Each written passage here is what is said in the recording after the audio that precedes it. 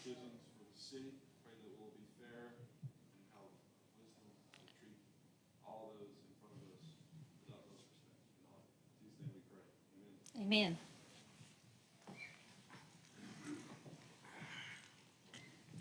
Amen. I'd like to welcome everybody to our October 3rd, 2023 Planning Commission meeting. Call to order. Howard Austin, Here. Ray Cardiel, Mark Cloud, Here. Gary Compton, Rick Couch, Here. Chris Hussein, Here. Shannon Mueller, Here. Peyton Parker, Dale Tyler.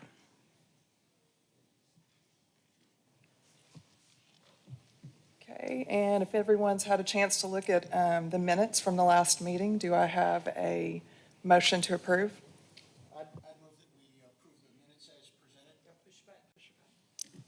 I'd move that we approve the minutes as presented. First by Dr. Compton. Is there a second? A second.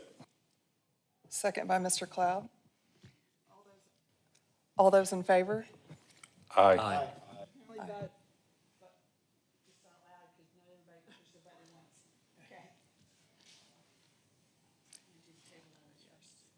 We have two tabled items that we will not be hearing tonight. The first one is RP 23-04, Haberton Ridge, Phase 2 and 3.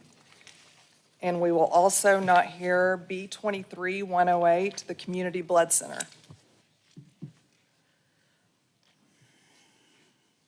The first item on the agenda is Cadence Plaza, presented by Engineering Services.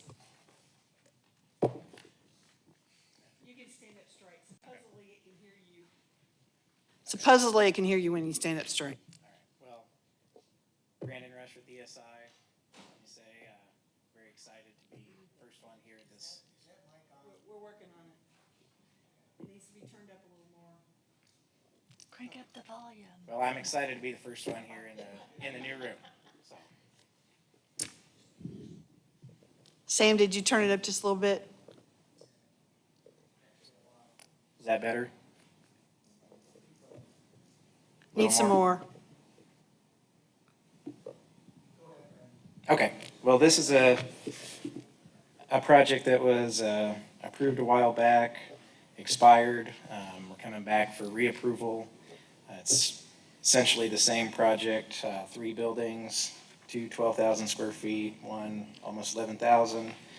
We work with the staff to add pedestrian connectivity across the site, and there's also landscaping variance. We worked on that to provide an equivalent amount of plantings elsewhere on the site. I'm happy to answer any questions.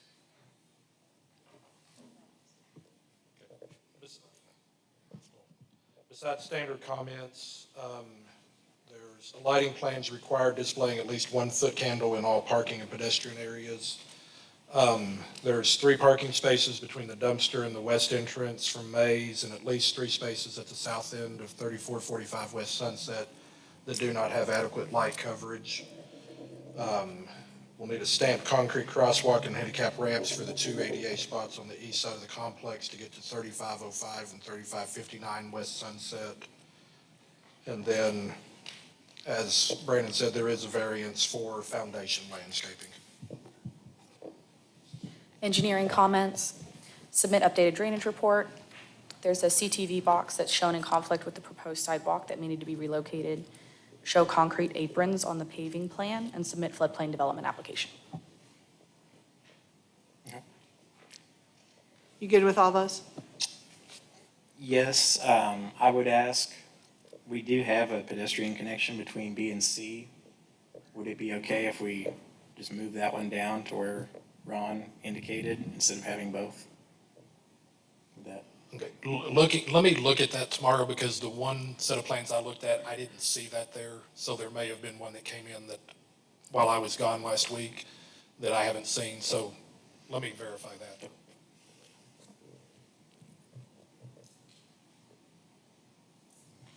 Are there any comments from the commission? Are there any comments from the audience?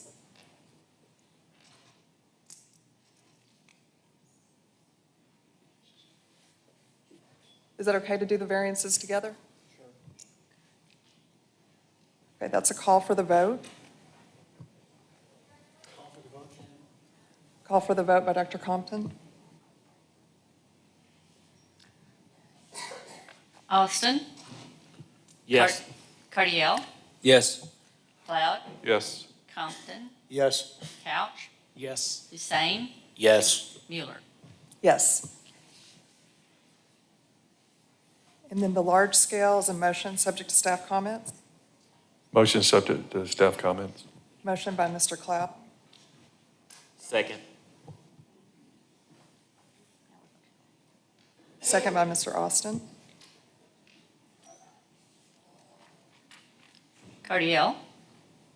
Yes. Cloud. Yes. Compton. Yes. Couch. Yes. Hussein.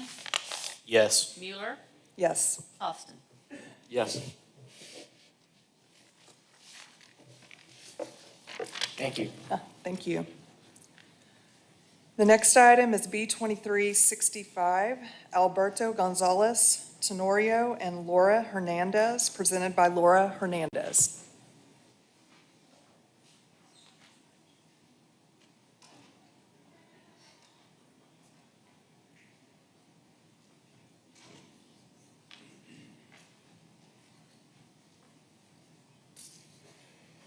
So can you say?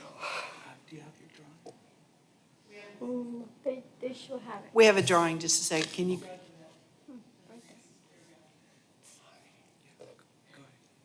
there. Okay, let me. Hi, can my you na- explain to us what you want to do? Hi, my name is Laura Hernandez, and I came in because I'm asking to see if there's any way I can have two entrance, the ones that it shows in the picture. Because this side, I have the septic tank. If something happens, I need something to get in and fix it. And the other side, there's my, what's it called? It's like a storage where I put my cleaning stuff or anything like for my husband's job or work. So that's why I'm asking for two entrances. So you're asking for gravel driveways on both sides of the structure, plus a circle drive between the two? Yes, ma'am.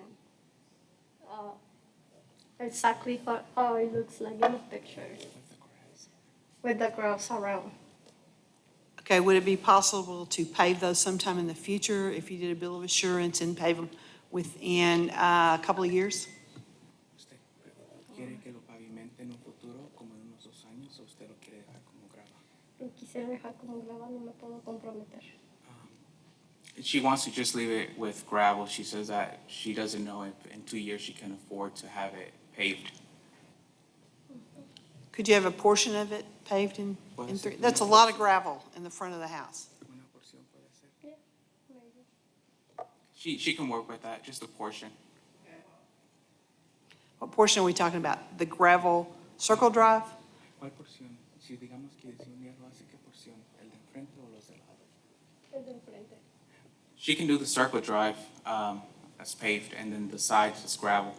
Okay, and if the one on the one side is just to get the septic system, is that something you intend to use a lot? ¿Usted piensa usar el septic mucho, como entrar al septic y todo eso? No, pero si yo pongo grass y algo pasa que se tenga que cambiar, se me va a dañar el grass que yo ponga. Yeah, she just wants to use it for just parking. That street, it has no sidewalks or anything. She just wants to use it for parking. The reason why she poured I was the one that wrote her for this. I work for neighborhood services. The reason why she put the gravel there is because the house is kind of built in a weird slope where the water just flows straight to the house. So that's why she poured the gravel, because to stop the water flow.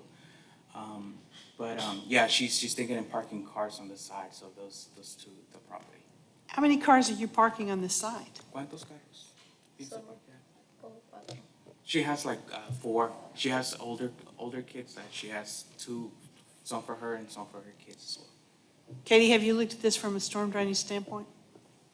Yes, and we went out and visited and gave her some advice on the drainage and how she can fill the front property and prevent that from coming into the house without using gravel.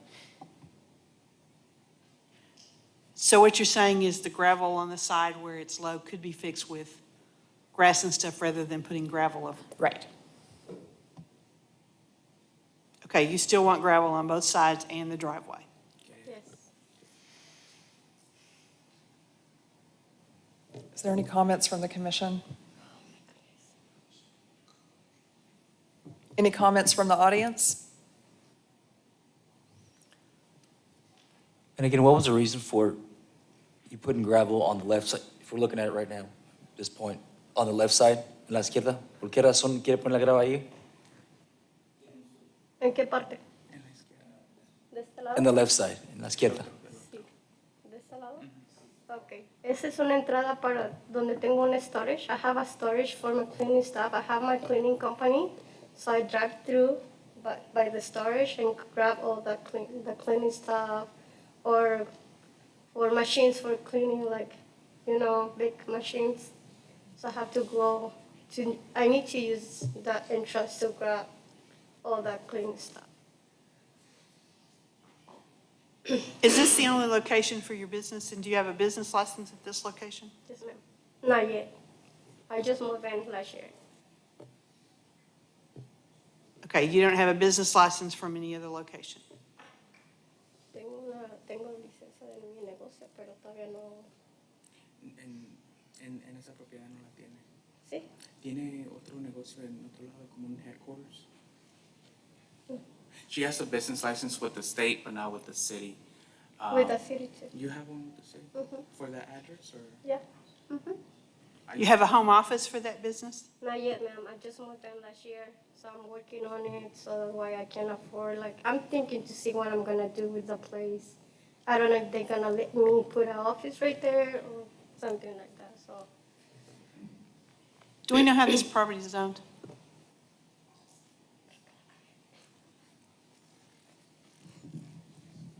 I'm not 100% sure, but my guess would probably be A1. Do you have employees? a few. I have workers' comp and all that. I have Okay. This still property hire. is zoned SF2. It's not designed for a business to operate from there, Mhm. where you have people coming to that location and you store supplies. Okay. It is for single-family use only, not a business. Okay. So I can work with that. I can get an office, but I'm still need the storage for my personal things or my husband things. Okay. There's a lot to uncover here. Would you be willing to table this request to talk with the city, work through what you're trying to do with the property? I, for one, am not gonna be for making all three of these gravel. I'd be okay with making one, possibly two of the three.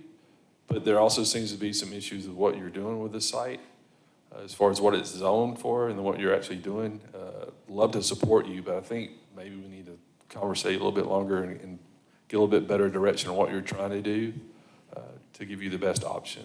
But that's up to you. This would be the second time this project would be tabled. So that's not good. And we have been working with Laura on this plan. The horseshoe drive was existing when she bought the property, so she's just looking to add those two parking spaces. One of the hardships they're dealing with is that their mailbox is in the horseshoe drive, so they have no place to park within the horseshoe, or they don't get mail. Potentially. Can the mailbox be moved? Not sure about that. What she had indicated to us was that she's looking for a parking space, on either side for the vehicles to get out of the horseshoe. So if we table this one more time, you will have to send out notices again.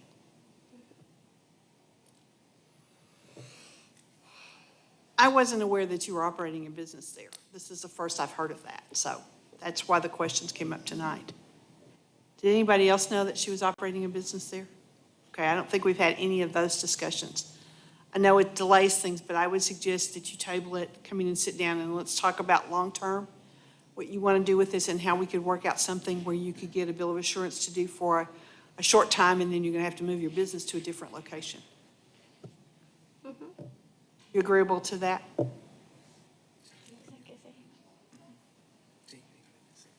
Yes, ma'am. Okay. And code enforcement won't write her any other tickets until we get this resolved? Yes, yes, ma'am. Okay. You need to come by the office so we can sit down and talk about how we need to proceed with this and what's in your best interest and what we can work with, okay? Okay.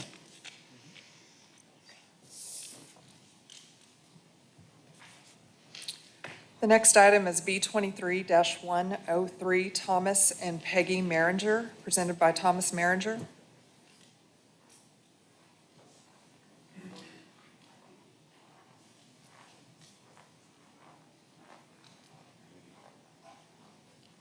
I'm Rodney Woods from ESI. This is Thomas Maringer and Peggy Maringer. We're applying for a variance for an existing residential structure that was actually over the property line to begin with. But we've worked with the lot line adjustment to get the structure onto the property, but we still need a reduction of the setback line from 8 foot to 1.8 foot. Staff comments? I have one question. Since you had to work to get a lot line adjustment, that's the most lot line adjustment you could get? That was the fence line, the privacy fence line that everybody agreed to. How long's the fence been there? I don't know how long's the fence been there. I think it replaced the barbed wire fence. Yeah, okay, we moved there in 1977, there was a barbed wire fence. We put in the board fence just last year, basically along the same spot. But the other fence had been there a long time? Long, long time. Okay. So that's before we were annexed, people we bought it from had built the building kind of close to the property line. They were all assuming the fence line was the property line. Yeah. Okay. Do we have any other staff comments? Anybody got anything? Nope. Any comments from the audience? Any comments from the commission? This is a call for the vote. Call for the vote. Call for the vote by Mr. Cloud. Cloud? Yes. Excuse me, Compton? Yes. Couch? Yes. Hussein? Yes. Mueller? Yes. Austin? Yes. Cardiel? Yes. That passes 6-0.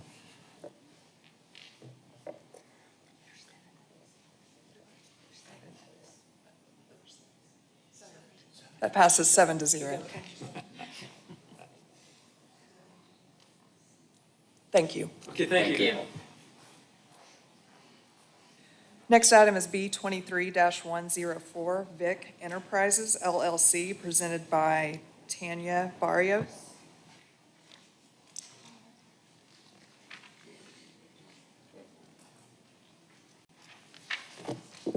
My name is Victor Barrios. I'll be presenting this. Can you tell us a little bit about what you're wanting to do? Okay, on the south side of this property, we have 6 feet, from the fence to the house. And I just want to make an additional 448 feet in the back, following the same line.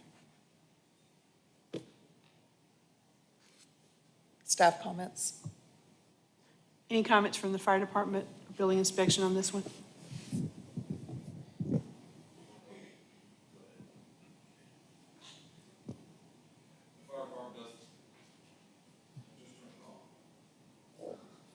Department doesn't support side variances in setbacks. Now, when we do that, it will meet the fire code, but what we normally see when we do a PUD or something like that we have non-combustible cladding. Can you do that, Victor?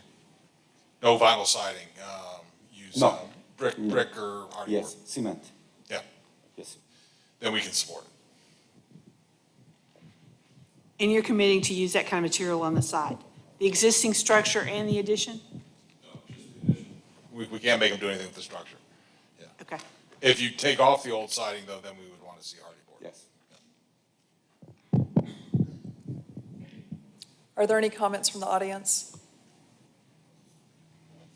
Any comments from the commission? This is a call for the vote.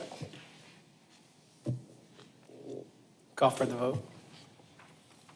Is that for the vote by Mr. Couch? Compton. Yes. Couch. Yes. Hussein. Yes. Mueller. Yes. Austin. Yes. Cardiel. Yes. Cloud. Yes. That passes 7-0. Thank you.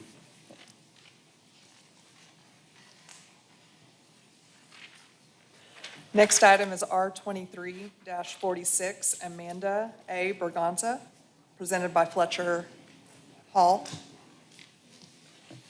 Hello, I'm Fletcher Hall. I'm just here to see if I can get a rezone to MF24 on this property. Staff comments. The adopted comprehensive land use plan indicates low-density residential use for this property. The rezoning request is not in keeping with the comprehensive land use plan and is not recommended for approval. The current zoning of commercial along highway and the MF12 to the south, with the exception of the C2 strip along the western side, is more in keeping with the adopted plan. A downgrade to an MF12 for the strip along the western border of MF12 would be recommended for approval. What I'm saying is I'm not supporting an MF24 for the entire site. I am recommending that you rezone to MF12, at least that portion that goes adjacent to those duplexes on the east side, and leave the commercial on the front. If you want to go to MF12 for the whole thing, I think that might be acceptable too. I think the only issue with that is that it doesn't get enough units on that property because it is kind of like a slender piece of land. I don't think we'd be able to get enough there to get enough units there to make it feasible financially. Well, I'm looking at what's best for the neighborhood. That has been a neighborhood that's been MF12 for a long time. How many units do you think you need? I was going to try to get 68 in there. Which is how many units per acre? I'll have to do the math, but that's what our architect said that they could do with that, be an MF24. And it'll be affordable, basically, living for that area. Okay, are we talking about multi-story? Yes, it'll be 3 stories for 2 of them, and then 2 stories for 1 of them, the building. And then we would also have like a leasing office where they can have like a park and barbecue pits and stuff like that for the neighborhood. And you calculated and you can meet the open space requirements for that many bedrooms? Yes, on preliminary drawings, yeah. Okay, I still think that this density is too high for this area. This is a well-established area with an MF12. I think that's really what's more in keeping with this neighborhood. Is there any comments from the audience? Could you come to the mic and state your name and address?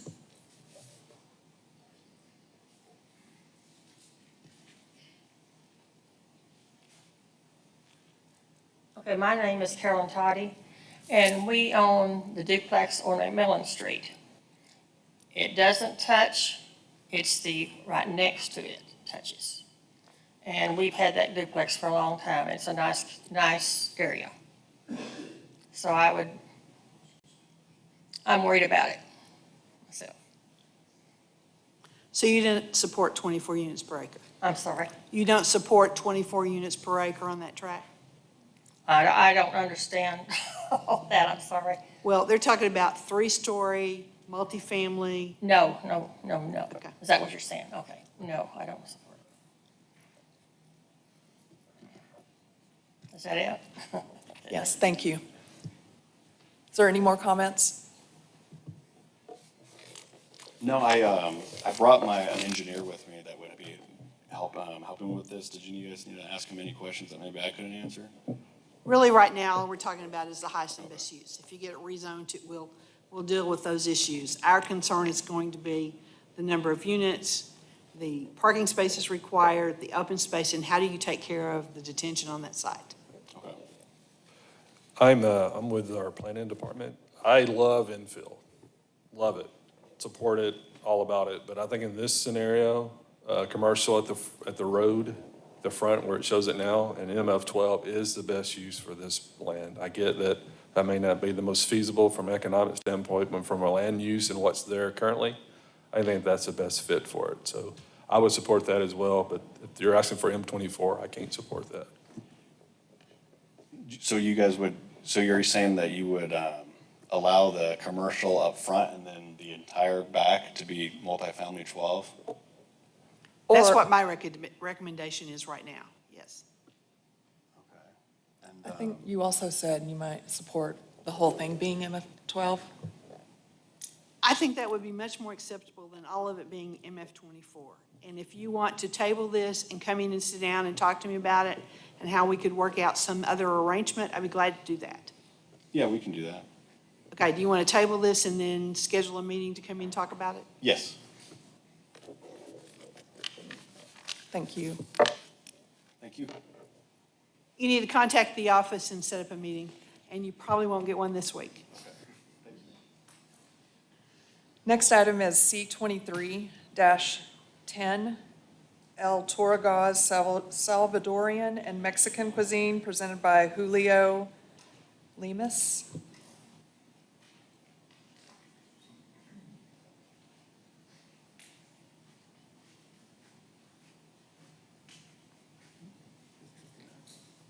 Good afternoon. Could you tell us a little bit about what you're wanting to do? We were looking to have, place a food truck on that location right there. We were here before, we just had a couple things missing and we think everything's ready. Staff comments? The ingress and egress is acceptable. The off-street parking and loading areas, it's a primarily commercial area. There should not be any conflicts with that. You do have the number of parking spaces marked out. Refuse and service areas are acceptable. Utilities, you're asking for a variance to have power to it, and then you will have your own water and wastewater system. There's no requirement for screening. And the only signage we'll have is what is on the food truck itself? Yes. Okay. The size and shape of the site is acceptable. It is generally acceptable with the following conditions. You have to have a gray water disposal plan that is approved by Springdale Water Utilities. And what you're proposing is to take it to a restaurant in Springdale, correct? Yes. Okay, that agreement has to be approved by Springdale Water before you can operate at that location. We've been pre-approved by the health department. Okay, I'm not talking about the health department. You have to take it to Springdale Water, and they have to sign on that you're dumping it at that restaurant location. Okay? You need to contact the Springdale Water Utilities over on Oak Street and get with them, and if they sign off on it, you bring us their letter of support that that's where you're gonna do it, and we should be fine. Okay? Parking and loading areas identified may not operate between the hours of 10 p.m. and 7 a.m. Maintain on the site a minimum of 3 parking spaces designated for their use. If a health certificate is required, display the health certificate in a manner visible to customers. No obstruction of pedestrian or motor vehicle traffic way. No vending upon a public way. No sound device that produces a loud and raucous noise in violation of city ordinance or violate any other city ordinances in connection with the vending operation.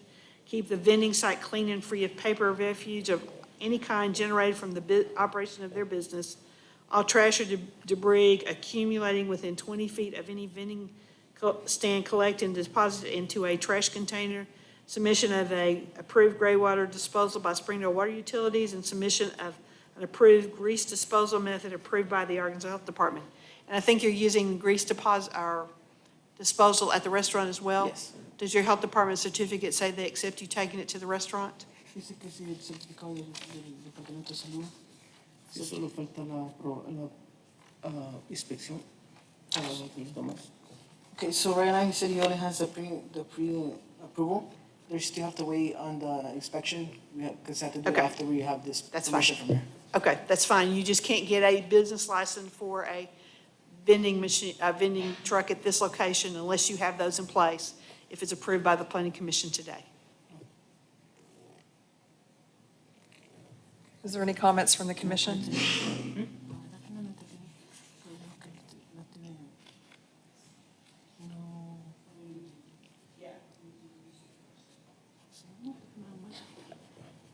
This is a call for the vote for the use unit 44 and a C5. Call for the vote. Call for the vote by Mr. Hussein. Couch, Yes. Hussein, Yes. Mueller, Yes. Austin, Yes. Cardiel, Yes. Cloud, Yes. Compton. That passes 7-0. Next item is the variance for the utility requirement, and that's also a call for the vote. Call for the vote. Call for the vote by Mr. Cloud. Couch, Yes. Hussein, Yes. Mueller, Yes. Austin, Yes. Cardiel, Cloud, Yes. Compton. That passes 7-0. Staff will prepare the resolution. It goes to council on the 24th. So between now and the 24th, you need to get your approval letter from the Health Department on the grease and the Springdale Water Utilities on the disposal method, and then you can move forward after that, after council meeting on the 24th. Thank you. Thank you. The next item is PP 23-13, Noah's Landing, presented by Engineering Services.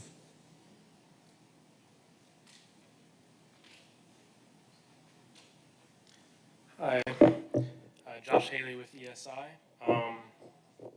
Just a quick rundown on what's going on. The project was previously approved, and we actually did start construction on it. And then there was the buyout by D.R. Horton of Riggins, and then that caused a little bit of delay on the grading permit getting closed out. And then we made a little bit of grading changes to better accommodate the units for D.R. Horton, and then that's what we're trying to get reapproved today. Staff comments? Besides standard comments, page 2 of 7, did not see dimensions for utility easements or right-of-way. Not able to locate dimensions of utility easements. And then the center line is there, but it still has different markings than what's shown in the legend, just to clean that up. Engineering comments. Please provide plans and details for the retaining walls, show trees in landscape islands, and additional right-of-way may be needed along the radii of the street off North 56. We're in design for Gene George North right now, and so if you would just get with us, we might need to tweak that entrance a little bit.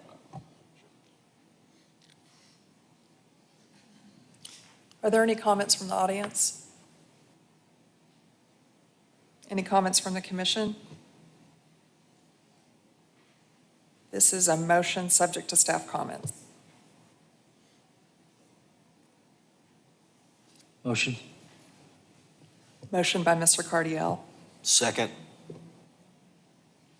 Hussein. second by Mr. Hussein. Mueller, Yes. Austin, Yes. Cardiel, Cloud, Yes. Compton, Couch, Yes. Hussein. Yes. That passes 7-0. Thank you. The next item is PP 23-14, Deer Creek Phase 3, presented by Engineering Services. Thank you, Brandon Rush with ESI. This plat was also previously approved. This is a revision to add a phase line. Staff comments? Again, besides standard comments, the symbol for center line is different than what's shown in the legend, if that can just be fixed. Engineering comments. Set minimum FFEs for lots adjacent to the pond on lot 260. That's in the northwest corner. And then on lots 128 through 142, those are some of the steeper ones alongside the creek.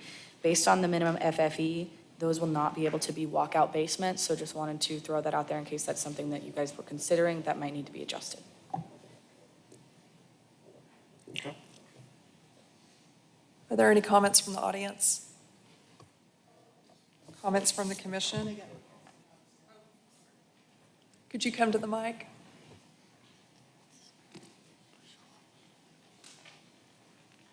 Give us your name and address. My name is Randy Brown, 2350 North 48th Street. This is my wife, Andy Brown. And we had some concerns about them putting a fence up around our property, and they had tore our fence up around there and broke it. So we'd like to find out, there's wording in a meeting about putting a fence around there, so we're just kind of wondering where they're gonna do that. Brandon, you want to address the fencing issue? Where is your property? 2350 North 48. We're the one that you dug all, we're the big house. Yeah, where you went behind the fence and cut it straight down and left it exposed for a while, The white and black house. straight on the property line.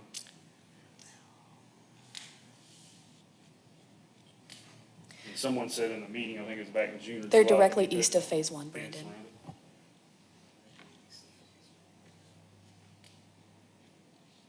I can't tell from that.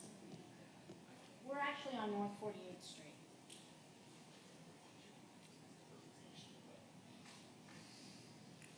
They came through and they tore our fence, and we're just requesting that they're. Well, I can give you my contact info. You're we'd like- actually we'd like to have adjacent to it- we'd like phase to have one, it. not phase three, right? I don't know which phase that is. Is it see that little green square on there with all the yellow around it? Is that the right place?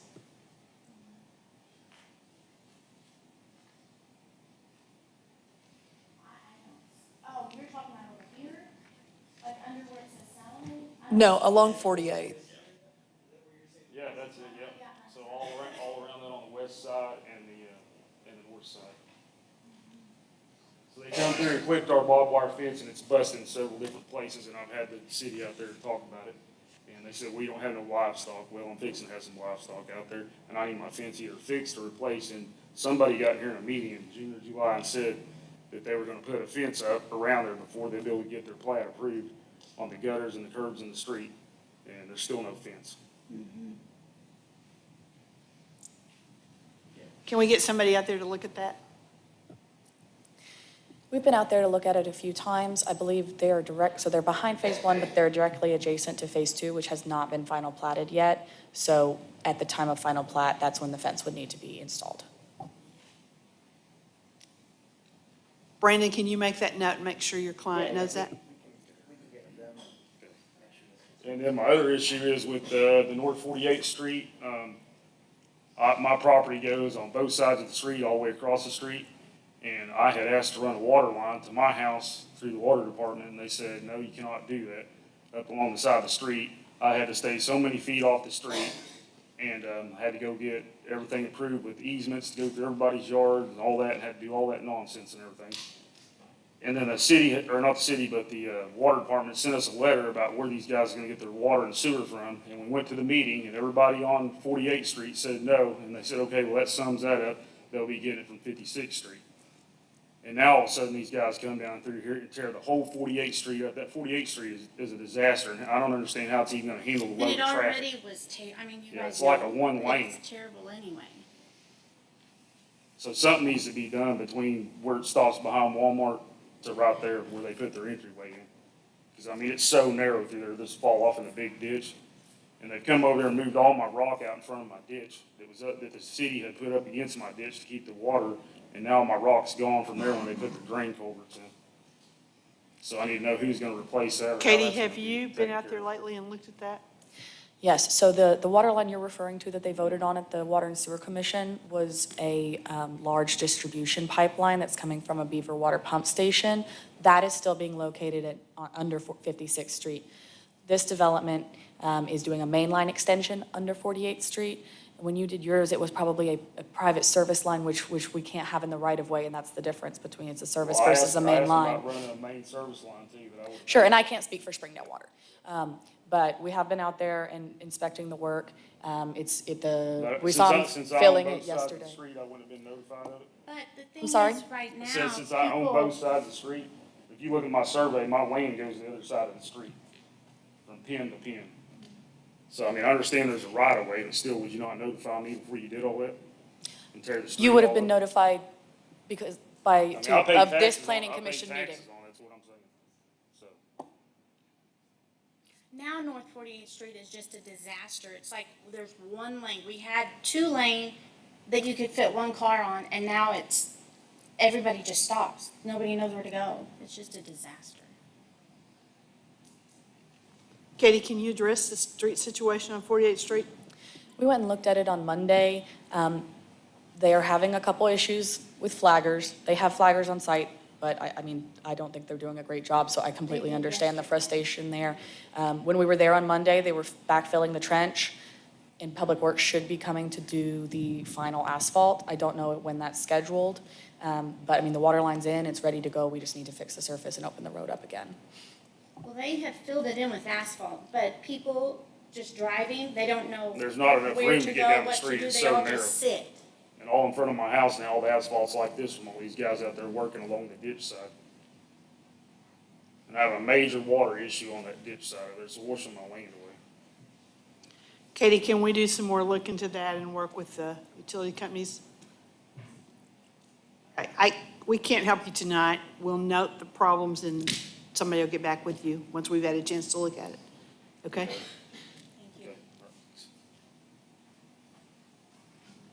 Are there any more comments? Could you come to the mic and state your name and address?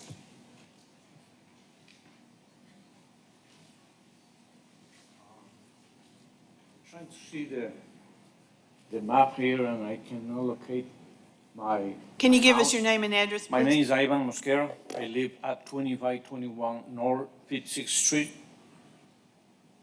Okay, so I'm not sure where the map is. I got a paper, but I don't think this is on scale. So I'm not sure whether I'm going to be affected, but I see a lot of material next to me.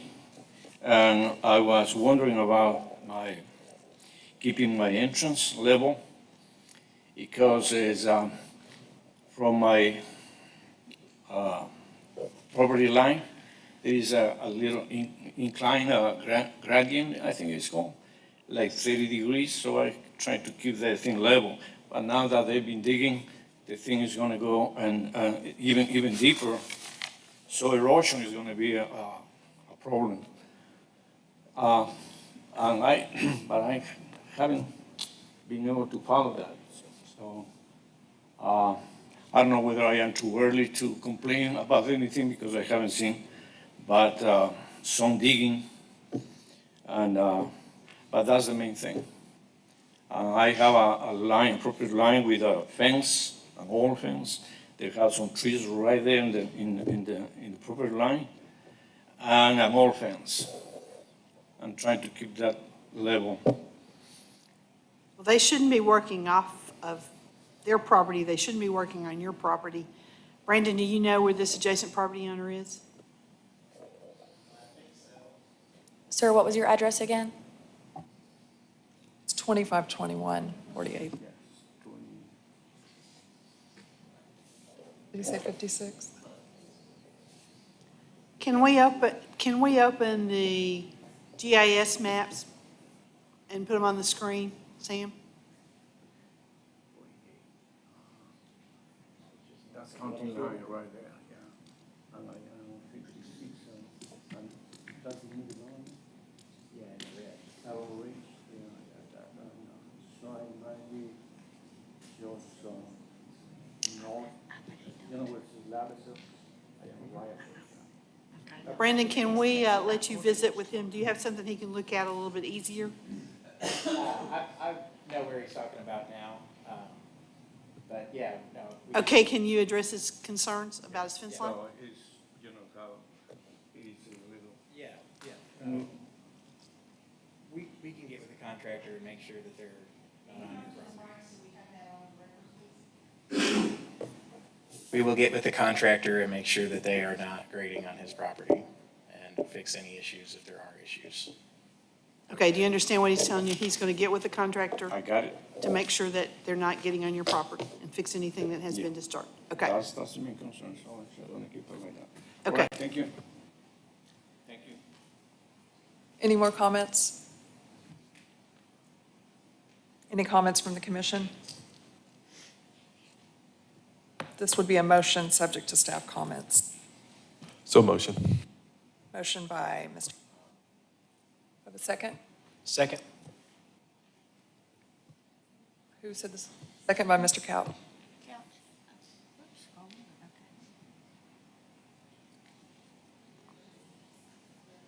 Austin, Yes. Cardiel, Yes. Cloud, Yes. Compton, Couch, Yes. Hussein, Yes. Mueller. Yes. That passes 7-0. Thank you. Next item is PP 23-15 Charlotte Edition, presented by Hawkins Weir Engineers.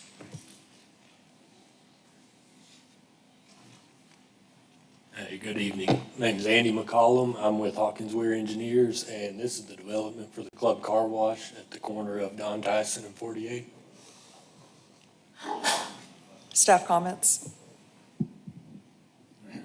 Planning has nothing but standard comments. Engineering has no comments on the plat. We'll address all remaining comments with the large scale.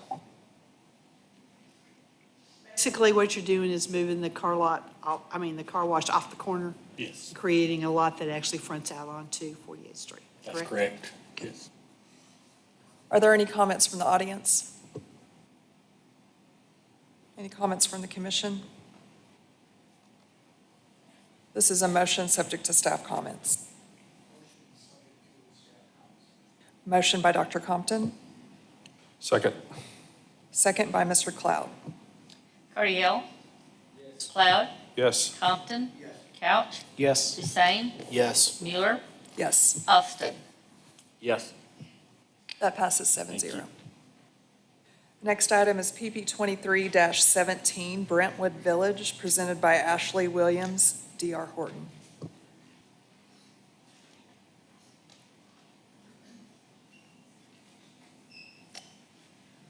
Good afternoon. We're just submitting a preliminary plat for Phase 2 to match the rezone that was taking place last month. Actually, the planning commission heard it a couple of months ago. This was the revision to the PUD development plan that took all of the duplexes out. Correct. And changed it all to single-family lots. Yep. And did a horizontal property regime for the townhomes. So that will be with Phase 3, yes. But yes, correct. So that's the major change. Staff comments? Besides standard comments, need to label common areas if applicable. Drainage easement that runs through the middle of the subdivision being an open space, will there be amenities in this area or access through it, such as a trail to get from one side to the other? Response states there will be a trail. System is expected. If you could please show that. Okay. Yep, we can absolutely do that. My only comment is that Street A shows 90-degree head-in parking, which is not permitted on city streets. We talked about this a little bit, and in the past, it was approved because that was not a private street, not a public street, rather. It was a private street with an access easement. So we're going to look at some avenues about how to address that. Yep. But as shown, we can't permit the 90-degree parking off the public street. Yeah, so that was something that I think you had reached out to me and I responded with a few different options. So that's in the works. We've got a few options that we can do. We can change it to private access easement, so on and so forth. So I think that's something that we can work out. And you are dedicating the right-of-way for the Collector Street on the south side, all Yes, the way ma'am. through. Yes, And ma'am. that project is in one of the bond programs being under design as we move forward. Are there any comments from the audience? Any comments from the commission? This is a motion subject to staff comments. Motion subject to staff comments. Motion by Mr. Cloud, Second. second by Mr. Cardiel. Cloud, Yes. Compton, Couch, Yes. Hussein, Yes. Mueller, Yes, Austin, Yes. Cardiel. Yes. that passes 7-0. Thank you, guys. The next item is RP 23-11 Burt Watson's Edition, presented by Blue and Associates. Good evening, Nathan Crouch with Blue and Associates, and we're looking to split the subject property in half. There's two existing homes, and we're looking to give one its existing access to the north, and the eastern lot there will be fronting onto the eastern street on Elm Street. We're also asking for two variances. One variance variance for each lot for encroachment into the setbacks for the existing homes. Staff comments? Besides standard comments, add date and signature line for certificate of transmittal, ownership and ordinance, signature for every person on the deed. Sharon had put in their little block saying to remove this once a certificate of transmittal, ownership and ordinance. And then also need to add the parcel number above the property description. And my only comment is about the driveway on the north side. And it's hard to tell because it appears to be gravel, so we don't really know exactly where it is. But it looks like with this replat, it's going to split that curb cut in half. So is that driveway going to be relocated completely on that tract, or will a shared access easement be dedicated? Somehow we've got to just work that out with the driveways so we don't have one on two properties. I'm sure we can move that 1.5 foot. Thank you.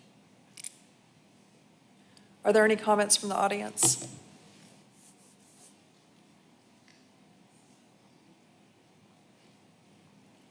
Do I have any comments from the commission? Is it okay to do the variances together?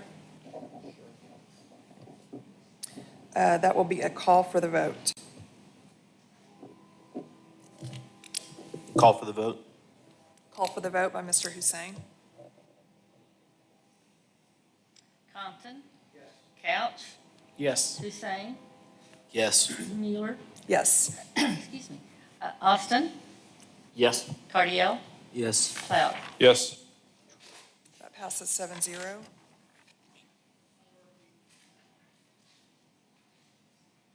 Replat is a motion subject to staff comments. So motion. Motion by Mr. Cloud, second by Dr. Compton. Couch. Yes. Hussein. Yes. Mueller. Yes. Austin. Yes. Cardiel. Yes. Cloud. Yes. Compton. Passes 7-0. Thank you. If you want this to go to council next Tuesday, the ordinance needs to be in our office by noon tomorrow. Next item is RP 23-15 Henson Heights subdivision, presented by Allen Reed and Associates.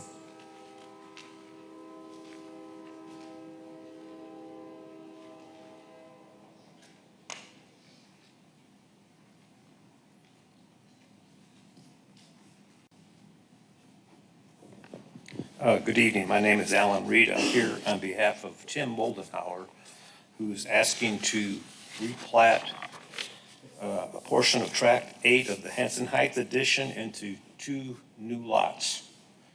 And we visited the site. These are fairly large lots in this part of town. Plenty of room for infill. He was able to meet both the frontage requirements, the bulk area requirements, and we have access to all utilities. So we're just asking that we can create a new lot. The house that's on the existing house is quite a long house. I believe it has an added garage on the south end, which makes it seem really large, but that is just storage for an RV. So I'll be glad to answer any questions. Staff comments? Variance B 23-118 for minimum separation of drives on a single tract from 150 feet to 45.89 feet has been requested for non-conforming driveway that's been in existence for 20-plus years. Engineering has no comments. Is the utilities right there along the street so it can be easily brought to that side, or are you going to have to do any mainline extensions? I didn't hear you. The water and sewer to this site, are they on the street itself and they can be accessed from there, or will there need to be any mainline extensions? No, they're running right down north and south down the street. The sewer is in the east side of this, kind of the east side, east center side.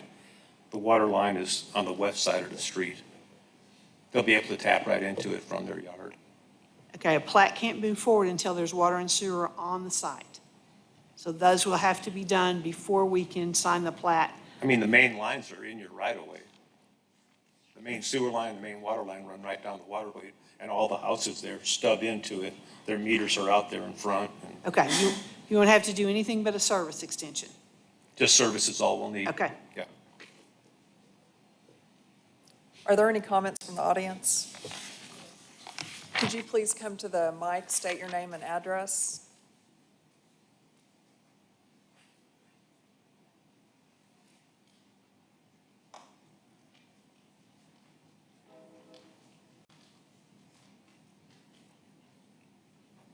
Betty Shackelford, 4200 Croxdale, adjoining property owner, object. I like our big neighborhood, I like our big lots, and I do not see any need in making a change. Thank you. We have one, Go ahead. I'm Mark Beasley. My property is 4203 Croxdale Street. It's what was said in the letter to be adjacent. It's across the street. And Betty's been my neighbor for a long time, and this has like been really upsetting to her. So she's been told that if this is replatted, there could be something like a community building come in or something like that. So one of our questions was, is this for a single family dwelling, or would we have an opportunity to know what it's for? the property is zoned for single-family residential only. That's the only thing it can be, is a single-family home. Okay. Would the new building, would that be two-story or one-story, or would we know? Well, we don't have any requirements on the actual size of the house itself, other than it has to be at least 24 feet wide each direction, and as long as it meets the minimum setbacks from the property all the way around. Did you have something else you wanted to say?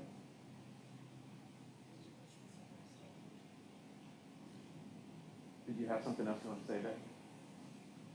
If they don't have any requirements, and we don't have any requirements, I'm opposed. There you go.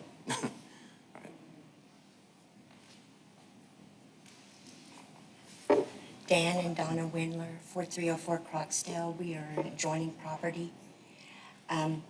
We've lived there for 27 years, and we're opposed because they're half-acre lots there. I don't know that the sewer lines are directly linked right there. There seems to be a lot of problems with that. Also, we like the distance between there. We like the distance between our neighbors. Yeah, we like the big lots. We got animals across the street and stuff, and we like it the way it is. The privacy. Yes. All the other lots around us have big lots.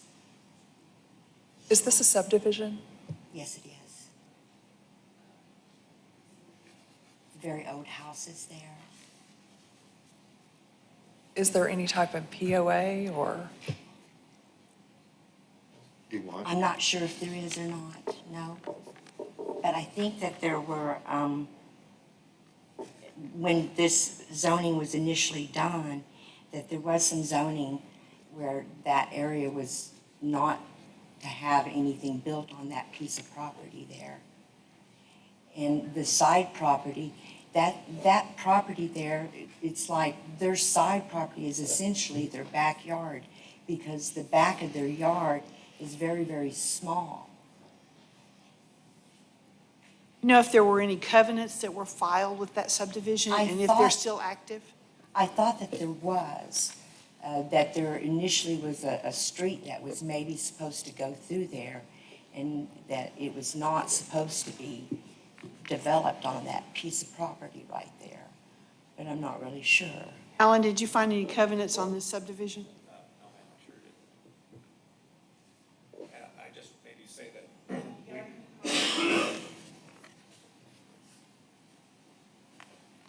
I just would like to say that I think my client is sensitive to the privacy issues, and there are some privacy fences that will remain. And there's a heavily tree line along the south side of this proposed lot, which will remain, so we're not really nobody's gonna be exposed to anything that they're not exposed to right now. And I understand the big lots, I like them too, but actually these lots were much larger at one time. This is a part of an original lot. The original lots were huge. And as the years went by, they kept breaking them down and breaking them down. And, now with the price of land and what people have to do with their property, it's just where he's at. But he's sensitive to the neighbors, and he doesn't want to do anything that's going to, upset the neighborhood like that. I have one more opposition letter. This is from a Denise Evans, and she's at 4202 Croxdale. She said this is on the agenda of tonight's planning commission meeting. Some neighbors plan to be in attendance to voice their objection. I join with them in objecting to this proposal. Changing the property will negatively affect this historical neighborhood. Please consider our objections. I have two questions, Patsy. With this new replat, does it still meet all SL2 requirements? It does. Each lot meets the minimum requirements of frontage and bulkhead area and setbacks. The only thing is the existing house has the two driveways that are too close together. And if we approve of this replat, if they find covenants saying they can't do this, does that supersede our replat? Well, the city's not a party to covenants. And if that was to appear, we'd have to take that into account and see what the legal action we could take, if any, if we found those. But this subdivision was platted many, many years ago.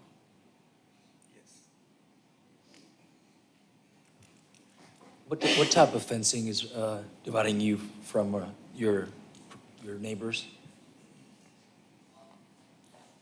On your south side, on the back side? The south side of the Is there a property- privacy fence around the back? There's a privacy fence. Well, you can't see it in that picture, but Is it wooden or? yes, it's a wooden privacy fence along the whole back line. And there's lots also on the back line. There's trees and shrubs, and not just on our property, but on the adjoining property. So that will never be disturbed.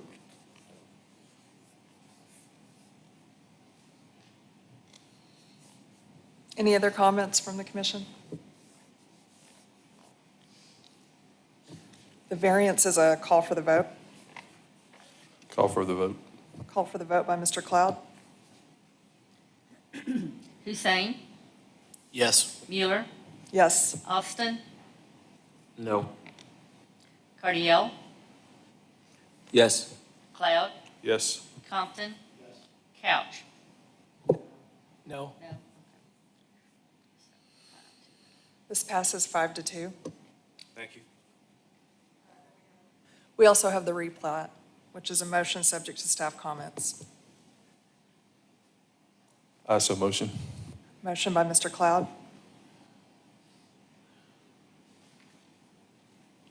Do I have a second? Second. Second by Dr. Compton. Mueller, Yes. Austin, No. Cardiel, Yes. Cloud, Yes. Compton, Couch, No. Hussein. Yes. This passes 5-2. If you want this to go to council next Tuesday evening, the ordinance needs to be in my office by tomorrow at noon.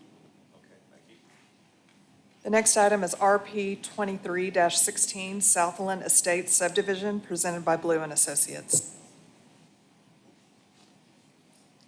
Thank you. Nathan Crouch with Blue and Associates, and subject property at the corner of South Powell Street and Southland Drive. Roughly 0.879 acres, and wanting to split it roughly in half. There's an existing home that fronts onto the west, and they're wanting to make a back lot. There's an issue with access to sewer, and I've been out to the site today and spoke with Springdale Water Utility and Springdale Planning, and it seems that we have an understanding that the utility easement along the south side of track 1 would be sufficient as long as everybody is in agreement that the replat wouldn't be signed off on by planning until the utility extension was in the ground. And I've been texting with the property owner, and she has agreed to that. And So if you have any questions about the survey, I'm happy to address those. Staff comments. Okay, it's not just sewer. Yes, ma'am. There's no water to the lot either. Indeed. There is a water main along the west side of the property line and across the street of Southland Drive as it runs along the south side of the property. So they do have adjacency to the water main. Okay, is the existing house currently on a well? Are they going to hook up to the water and sewer as well? I don't believe so, no. It is on a well, and I don't believe they have plans to hook up. And they intend to keep their septic system? I believe so, yeah. Do we know that it functions and it has enough room to totally duplicate that septic system on site? As far as I know, there haven't been any issues with the septic system, but I don't believe that they had a septic inspection on it. The question I asked was not, do they have any problems with it? The question I ask is, do we know that there's plenty of room to put a second septic system on there?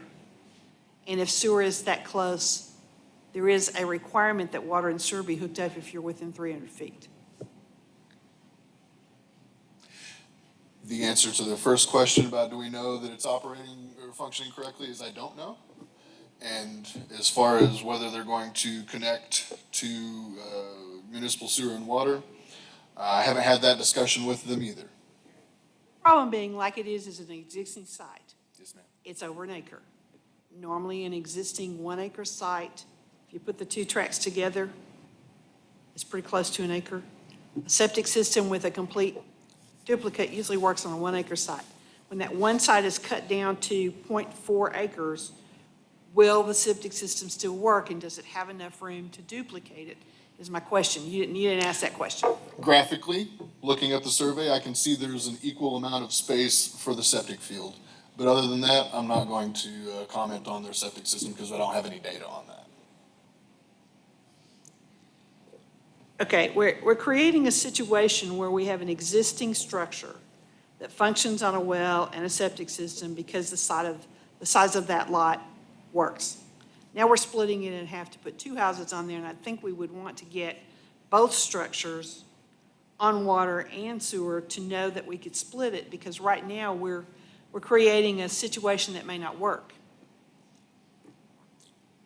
I would say that the property owner was hesitant, but then finally came around to the issue of connecting to sewer. And especially with the adjacency to the water main, I would venture to assume that they would be willing to connect to that water main. However, in their absence, I hesitate to make these decisions on their behalf. Okay. My question is, do we want to move this forward before we know whether or not both structures will be hooked to water and sewer?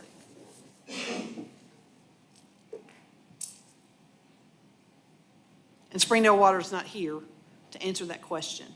Were you able to find a septic permit from the health department for that property? I wasn't able to dig one up. They went out there, pardon me. Well, if we're showing the septic lines, and I'm assuming that they came from a septic permit, but I'm doing a lot of assuming tonight. Sure, because typically the permit will have a primary leach field and then a secondary location. Sure. So we didn't have any information on where that secondary location would have been. And we usually ask that both primary and secondary be put on the lot so that we know the lot to be created can handle that, and it's not shown on this. Okay, I'll ask you the question. Do you want to move forward with this? Do you want to table and check all this stuff out?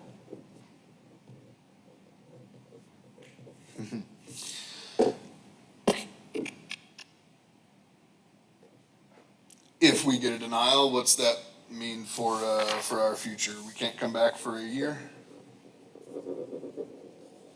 Nope, you haven't asked for any variances, so that's, and it's not a zoning issue. If you got approval tonight, we wouldn't take it to council until we get all this. That's the best I can offer you. That if the planning commission approves it in this situation, we wouldn't take it to council until it has been resolved. And I could have a written statement from the property owner saying that they will connect to the utilities, and that would pretty well address that. Is that correct? Well, technically, water and sewer has to be on both sites before we allow it to be filed so that the final plat exists. So that can't happen until we know both houses, the existing house is hooked up and there's water and sewer to the second site. Because it's not on that lot at all, correct? There's no water service to that existing lot and there's no sewer service, existing lot. Correct. Water does run on the property though, so it wouldn't be in a main extension or anything.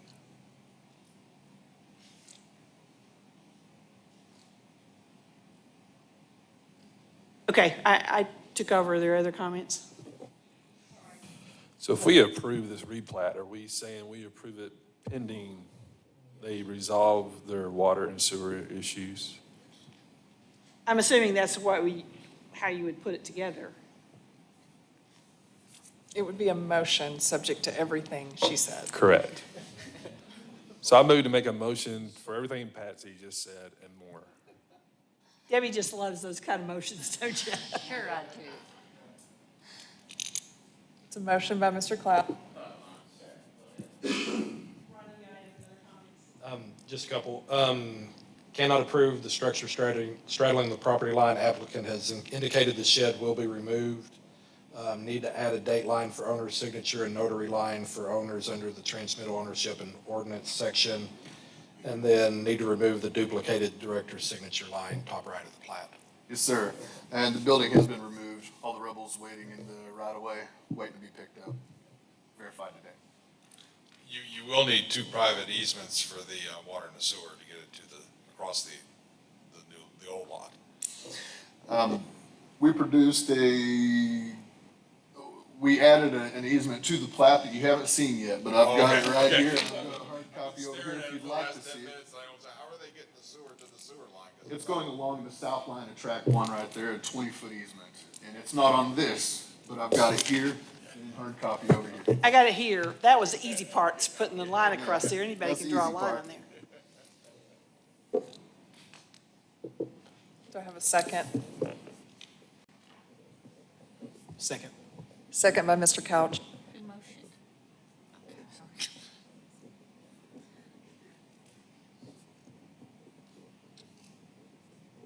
Austin, Yes. Cardiel. Cloud, Yes. Compton. Couch, Yes. Hussein, Yes. Mueller. Yes. This will not go to council until we get Yes, this stuff ma'am. I resolved. won't worry about the ordinance on this one. Don't and I worry will about the ordinance. Get to work on my client. Thank you very much. Next item is RP 23-17 KC Subdivision Phase 1, presented by OWN Incorporated. My name is Kip with OWN. This is for a replat for combination lots 6 and 7, and then two variances, one for driveway separation from 150 feet to 139 feet, and for commercial design centers for landscaping, the relocation of street trees and rear landscaping. Could you repeat your name, please? Kip, K-I-P Williams with OWN. Okay. Thank you. Staff comments? Planning is just standard comments. No comments from engineering. Note that the commercial design standards is only for landscaping because the existing building is not being altered. They're actually putting only a parking lot in on the second lot where they combine them together. And the two driveways really wouldn't be any different if this had stayed two separate lots. Correct. And the quantity of the trees are the same, it's just the location of them. Is there any comments from the audience? This is a call for the vote. Can we do both variances together? Yes. Call for the vote by Mr. Austin. Cardiel. Yes. Cloud, Yes. Compton. Couch, Yes. Hussein, Yes. Mueller, Yes. Austin. Yes. Passes 7-0. The replat is a motion subject to staff comments. I motion subject to staff comments. Motion by Mr. Cloud. Second by Dr. Compton. Cloud, Yes. Compton.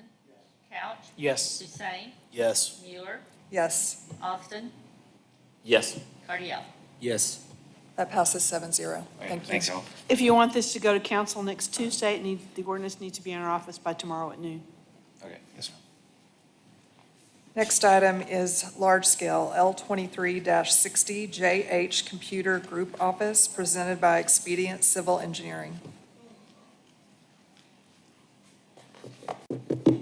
Jason Ingles with Expedient Civil Engineering. Looking to put an office building in with a couple tenants off of Oak Grove Road.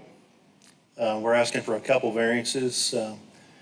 One has to do with the detention pond easement around it because of it's kind of a narrow skinny lot. So there's not really enough room to get 20 feet between the building and the easement, but it is accessed from Oak Grove Road and the parking lot on two sides. The second variance has to do with the street trees along the street frontage.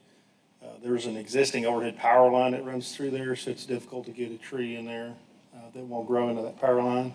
We have tried to position as many trees as we could throughout the site that would equal that same amount along the highway. With that, I'll answer any questions you may have. Jason, did you file the variance for the easement around the? Jason, I'm sorry, I forgot to let you know that we handled that one administratively, so we took it off the agenda. I see. Okay. Well, Thought we scratch already that one. handled We that. have one variance that has to do with trees along the street right away. Thank you, Katie. I just have one comment.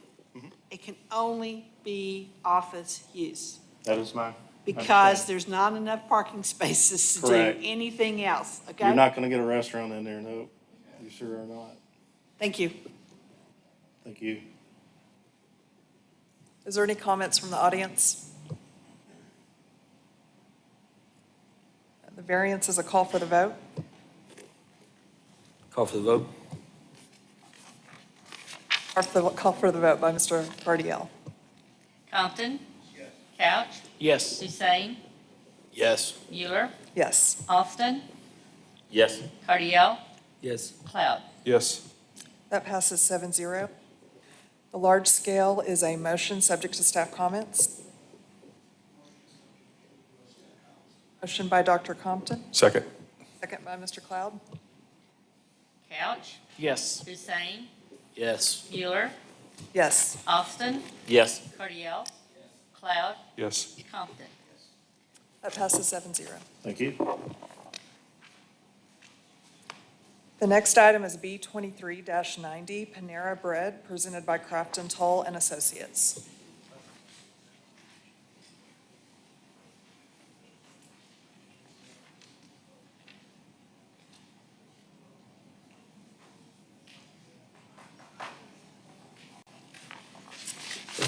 I'm Caroline Gardner with Craft and Toll. Alan Hawkins with Terra Equities, the owner-developer. We are bringing back through the same variances. We sat down with Patsy and looked at, and planning, looked at all different versions of rotating the building and bringing the same variances through. Do you want me to elaborate? Please. So for landscaping, we're asking for a variance on the south side, for perimeter landscaping to go down to 7 feet. The entrances, the driveway separation to come down from 150 to 110, 108. We also are doing the foundation, landscaping around the building. It's not going all the way around the building, just on the south and on the west side. And then pedestrian flow, we're asking for a variance on that south side. You wanted to explain to us why you can't rotate the building? We actually have Yes. some exhibits. Can we pass these out and answer? I think this will be helpful. Sorry, I only have.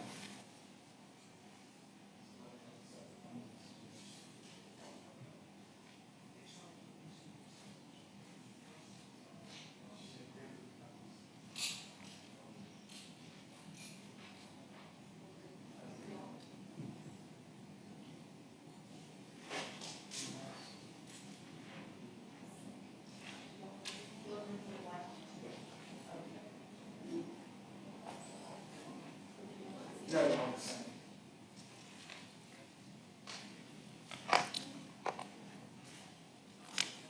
Well, Patsy, I've only met you through Zoom. It's nice to meet you in person for the first time. We heard y'all's comments loud and clear, and Brian Harris, who works for me, made a trip up here a couple weeks ago to sit down with y'all's staff and walk through options. So what we presented in this package that we just handed out was we wanted to go through every option that would have some compliance, and I say some, of the overlay district. Page 1 is our current plan, which I think we can just flip over for now because we wanted to go through alternate options to kind of walk through why some other orientations really don't work. The second page shows orientation with the building facing Matthias, pushed to the south, which it complies with a lot of the overlay requirements. But the biggest issue is there's a civil problem really for both pedestrians and vehicular traffic. You're creating a choke point. And we noted that with some, there's some notations on that sheet. It really functionally would never work well and create major safety issues. So we wanted to present that just to give you some understanding of why we felt like that was not in compliance. Before you move on, let me ask you a question about that one. Yes, I'm sorry.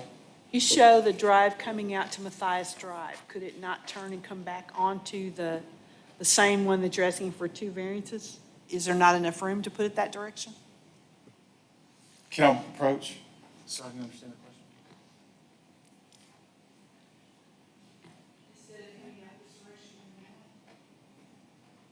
question.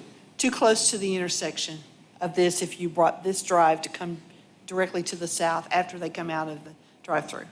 It's too close to this section right here. Correct. Yeah, Okay. this is too close. That's only a Okay. 2-car stack. Okay, that's making sure that somebody didn't ask, why don't you just turn it to the south? There, it's too close to the intersection to be able to get in and out of that location. You would effectively only have 40 feet plus or minus, which is about 2 vehicles stacking and to get to Matthias. And then what you have is a confluence of the driveway and all those people trying to turn left, which just creates, it's almost an impossibility that close for the way people drive these days. Are there any other questions on that one that maybe y'all might have? Or can I move on to the next?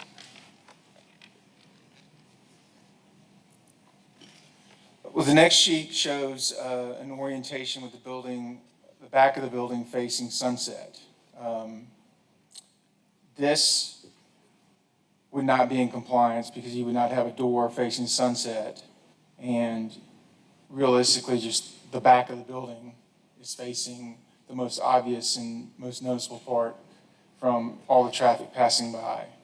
And we didn't see a way to where you could make this compliant because you have the whole back of that building is the kitchen where they do all their prep work and cooking. Okay, I only have, these guys have already heard my comments.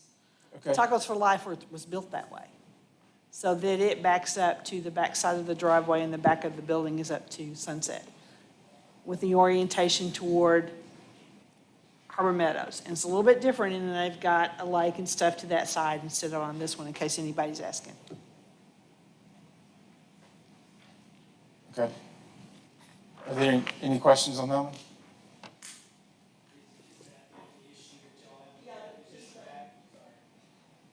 Is that the only issue that y'all have, is just the y'all's not putting a good product towards the Sunset? Is that the only? Well, issue? that and it would be in violation of the overlay of not having a door facing a major artery. Yeah. You have to have a door facing Matthias and Sunset. Traffic congestion, safety of pedestrian, all the other things, that one meets everything except those 2? We haven't perfectly engineered it because we did it as an exercise to just show the high level compliance. But you're asking for a variance to not have access to the drive to the south anyway. You could ask for a variance not to have that principal access out to Sunset, and the back of the building could still be there, because you're asking for that now, right? No, A drive onto. You don't have a pedestrian access from the back of the building going to the drive on the south that you access all of those now. Correct, yes, ma'am. So what I'm saying is you're asking for a variance, that type of variance already. This would be a variance that's on the Sunset, and I don't think anybody would have, it would be easier, it wouldn't be a problem to do that one, I don't think. talking about pedestrians from here? Yes, that's one of our variances tonight is having pedestrian connection to the street, to the back of it, To the private drive? yes, sir. So she's talking about roads. Okay, I was unaware of that. Forgive me. Because the ordinance requires you to have an access to all the streets. You are already asking for one. Okay, 'Cause you even if did it's one a to the private drive? Well, that's still- it's your access point. Right now, it's the only access point you Correct, have. okay. Okay? No, I just wondered, thank you, okay. All right, well, then the last, I got a question on this one. yes, still. I'm sorry. Why can't you just flip the orientation like you have it now in that northeast corner to where the front of the store faces 412? And the driveway goes around, that you don't have that problem that you're saying that you have, where you wouldn't be compliant. I'm sorry, can I come to you?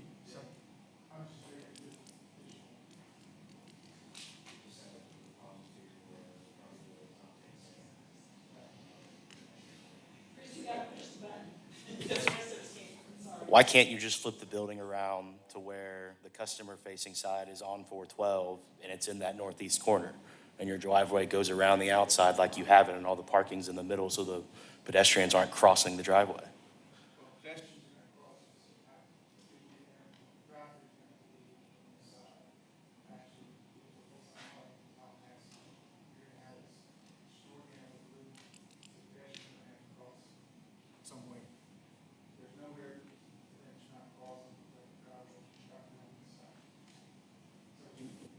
If the drive-through runs around the whole outside of the property and the parking lot's on the inside, you have all that space. So,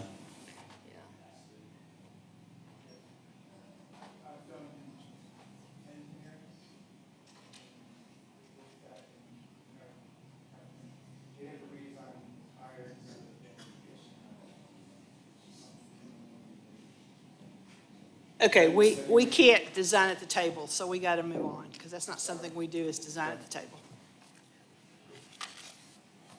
Well, I guess just going back to our main submittal and the variances in front of you, we believe that the proximity and separation of the exit driveway presents probably the safest motion to get in and out of the site. The pedestrian variance across that lane of traffic, there's probably only 55 cars that go through that drive-through in an hour, whereas Chick-fil-A has 600 to 700 on a standard Chick-fil-A. We don't think that pedestrian is heavily used, especially given the main customers are going to be parking on the west and the north side of that building, the way it's oriented. And if I could add as well, to maybe put some ease, that's one way in, you're coming off Matthias, that first drive you're going in, one way around south. So if you kind of look at it, if you brought those drives together, that would be one driveway. We're just splitting it to just try to ease traffic and slow down traffic, just having one way. Is the parking, is that what you're requesting, or is that what we're asking you to have on the site, as far as many parking spaces we have? That's a requirement of Sam's. This is part of the Sam's overall development. And The overlay district, is that what you're saying, or? no, Sam's Club, Walmart. sorry. Got you.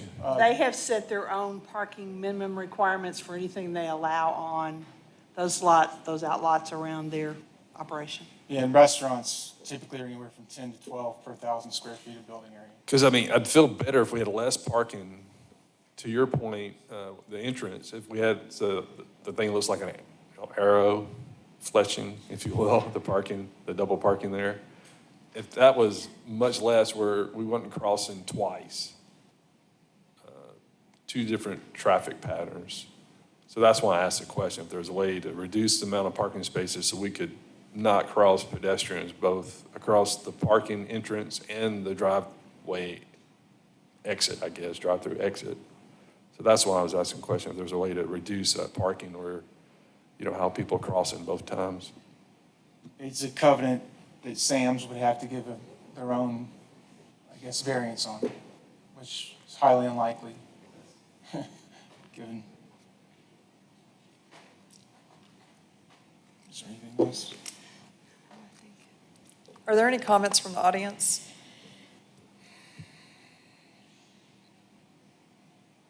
Any other comments from the commission?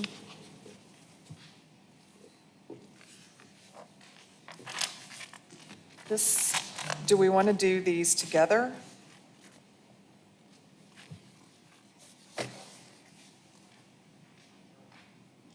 This would be a call for the vote.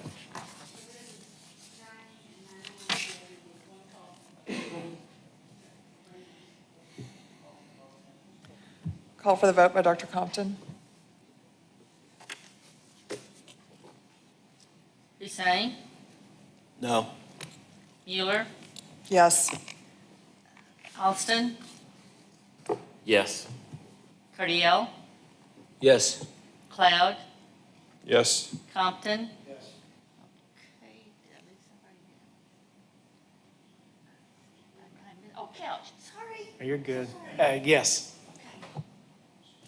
That passes 6-1. Okay, thank you.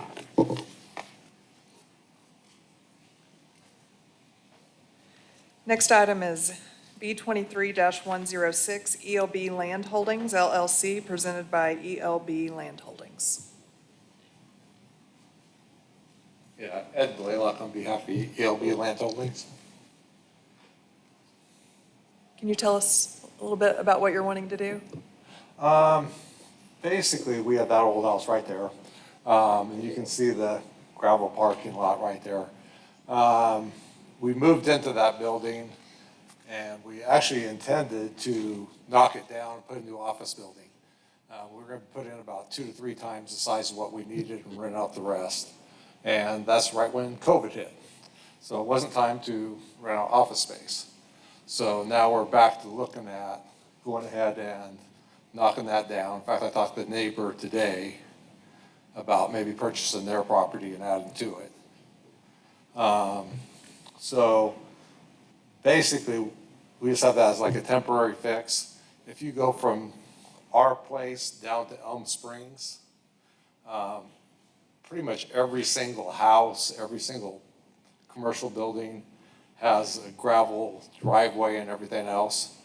And so we just didn't see the use of, asphalting that and then, 6 months from now, tearing it all out and put it in landfill. So we're just asking for a variance. So how long have you been operating this business at this location? What's that? How long have you been operating a business at this location?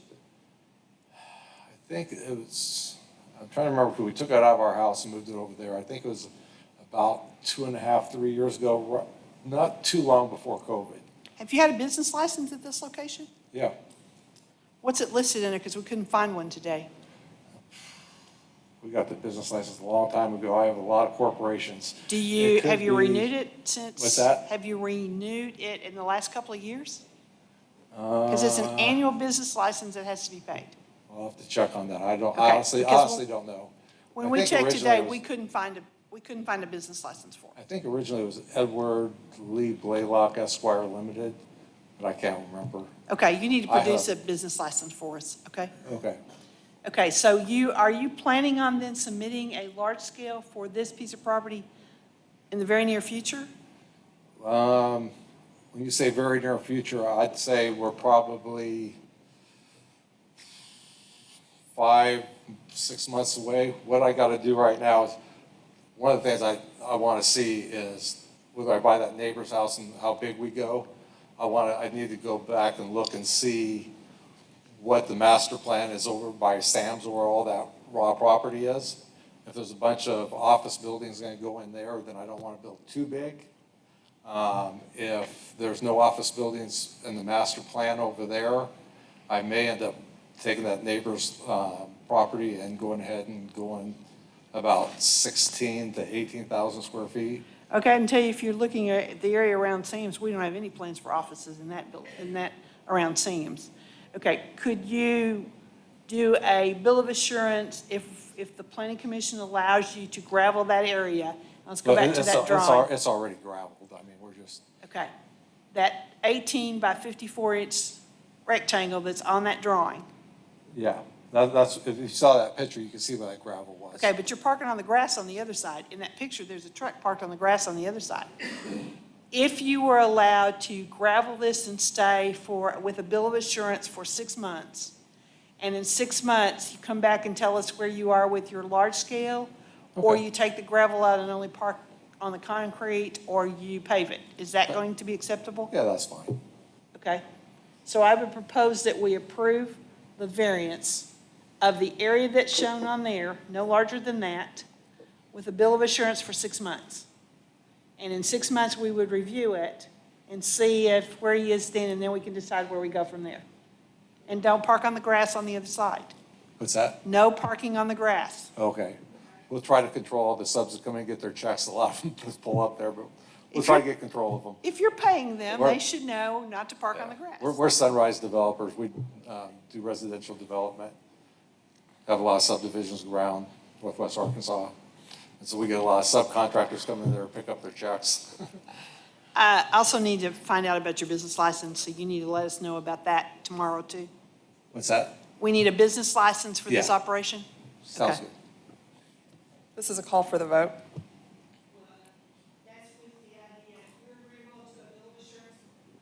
Sorry, I forget. You're agreeable to a bill of assurance for 6 months, Yes. not extending the gravel any more than it is in that drawing, and no parking on the grass. All right. Okay. They haven't approved it yet, that's what I'm offering. I'm sorry, I'm hard of hearing. They haven't approved that, but that's what I'm offering is Right, that would be okay. a compromise to move forward. Okay. Call for the vote. Call for the vote by Mr. Cloud. Mueller, Yes. Austin, Yes. Cardiel, Yes. Cloud, Yes. Compton, Couch, Yes. Hussein. Yes. That passes 7-0. You need to come by the office, we need to get the bill of assurance worked out. You have to sign it, it gets filed as a lien on the property, and we also need to clear up your business license. Okay. Sounds good. Thank Take you. care of that. Thank you. The next item is B23-112, 1322 LLC, presented by Victor Gurel. Hello, my name is Victor Gurel. We're asking for a variance on the driveway for this property to provide a circle drive that is going to be closer than the minimum 40 feet from the local intersection. The point of it is to provide 2 off-street parking spots when we have company or for deliveries. Okay, this is in an SF2 zoning district, it's for residential use only. Okay, Yeah, I'm sorry, deliveries from, for groceries or food or things like that, just to provide some off-street parking for someone to come to the front door rather than having to park in the street right at that intersection. Do we have any comments from the audience?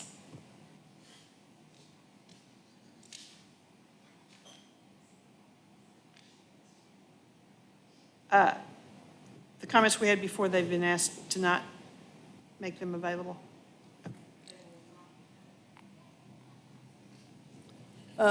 This is a call for the vote. Call for the vote. For the vote by Mr. Couch. Austin, Yes. Cardiel, Yes. Cloud, Yes. Compton, Couch, Yes. Hussein, Yes. Mueller. Yes.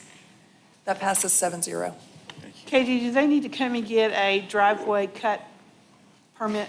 Yes, and we've applied, we're just pending this variance, so we can go ahead and process your curb cut permit and you can get started after you Okay. pay the fee.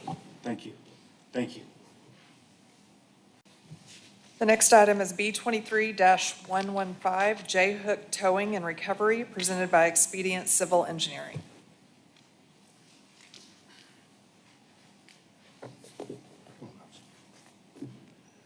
Jason Ingles with Expedient Civil Engineering, representing J Hook Towing. They are a recovery business, and they're looking to, they've actually got a lease on some property that, it was a commercial building existing, would pay parking and an existing building, and then there was some gravel on the south side of the building. They're wishing to expand that gravel slightly and then fence it in, so the nature of the business, they do a lot of turning movements with the recovery business. And so that's why they're requesting not to have to pave it, but they are going to plan on putting a wood privacy fence all the way around it. And I'll let them add some comments. I think there's some comments. Staff comments? Thank you very much. I'm Charles Sankersley with J Hook. Actually, we have put in a steel fence that you guys have requested. That's in place. What we want to do and have started on an accident is to resurface the existing gravel parking lot. There's existing gravel parking lot there that needed additional gravel and that sort of thing. In the work that we do, you're bringing in vehicles from 3,000 to 80,000 pounds. We've experienced this at some of our other locations. If you try to pave it, the twisting, the turning, it distorts the pavement, it breaks up, and then you have a hard time keeping it clean. Our vehicles that we bring in on our other yards, we also have an environmental company, so we pretty well know what to do and what not to do, but we use what's called slip sheets. Slip sheets are large double cord woven cardboard, and what that's for is if there's any contamination or anything out of these vehicles, it goes on the slip sheets. At that point, we roll them up and we keep them, and then they're disposed of at a landfill with manifests. And we do that because that's what we do for the state when we work for those guys. So we would ask that you allow us to use the gravel parking lot that's been there for years and years. Next door, there's about 5 acres of gravel, but we're very particular about what we do, very meticulous about what we do, and we will keep our place as clean as anybody up and down that way, and we want to be a good neighbor to everybody. I have a couple of questions. Yes, ma'am. You originally told us you were going to be using only heavy towing equipment to bring in heavy equipment. Yes, ma'am. Okay, but you've got regular vehicles parked back there. Are you bringing in cars and everything, or is it just the heavy stuff? It'll be impound cars, be everything from cars to semis that'll be coming in. That's part of our towing and heavy recovery. Okay, so we have towing lots all over the city that have. What now? We have other towing locations that have pavement. I thought when we started talking about that, you were going to have only heavy equipment in there, and that was the reason for the gravel. Also, I thought we talked about you weren't going to spread out any more gravel until we came here. Well, But it's already been spread out. I know, and that was an accident. I mean, it was a misunderstanding. We have no desire of trying to jump ahead of the system or anything. I mean, we spent a lot of money here to do the right thing, and it was a misunderstanding. I'll apologize over and over, and I'll apologize again. Well, it's hard to say it was misunderstanding because we were very clear. Leave the gravel where it was until you got this approval. It's already done, okay. And just a little bit different than what we talked about, because the pictures I see are just regular vehicles that are towed in there.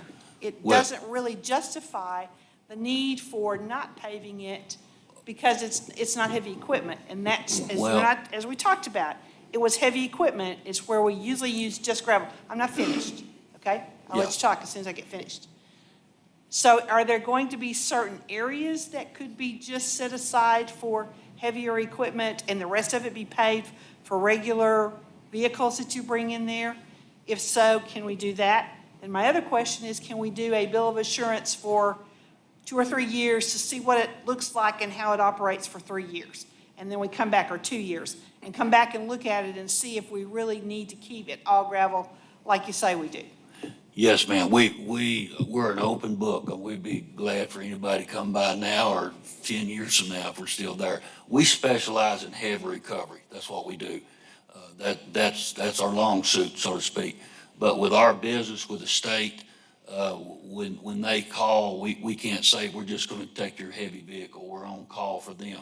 So if we get a call for an automobile, we have to take that too. But our long suit and what we do best and what we do is heavy recovery. The vehicles that you see, that's a view when you're coming in the gate. When you're coming in, you've got to make a circle with a 53-foot trailer and a 35-foot long-nosed truck. You have to make a large sweep in there, twist and turn. Those vehicles, trucks will be parked all over that area.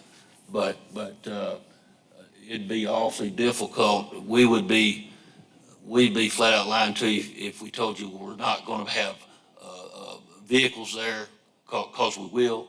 But what we do is heavy recovery. That's what we advertise and that's what we do. And to have any of that paved would be an issue. My concern, even on where the cars are going to be, those cars are generally damaged and they tend to leak.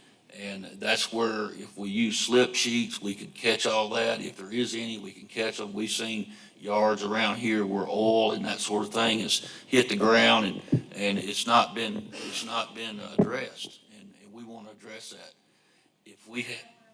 Yes, ma'am. And it's actually for David. The city has a contract for record services that's exclusive to record services.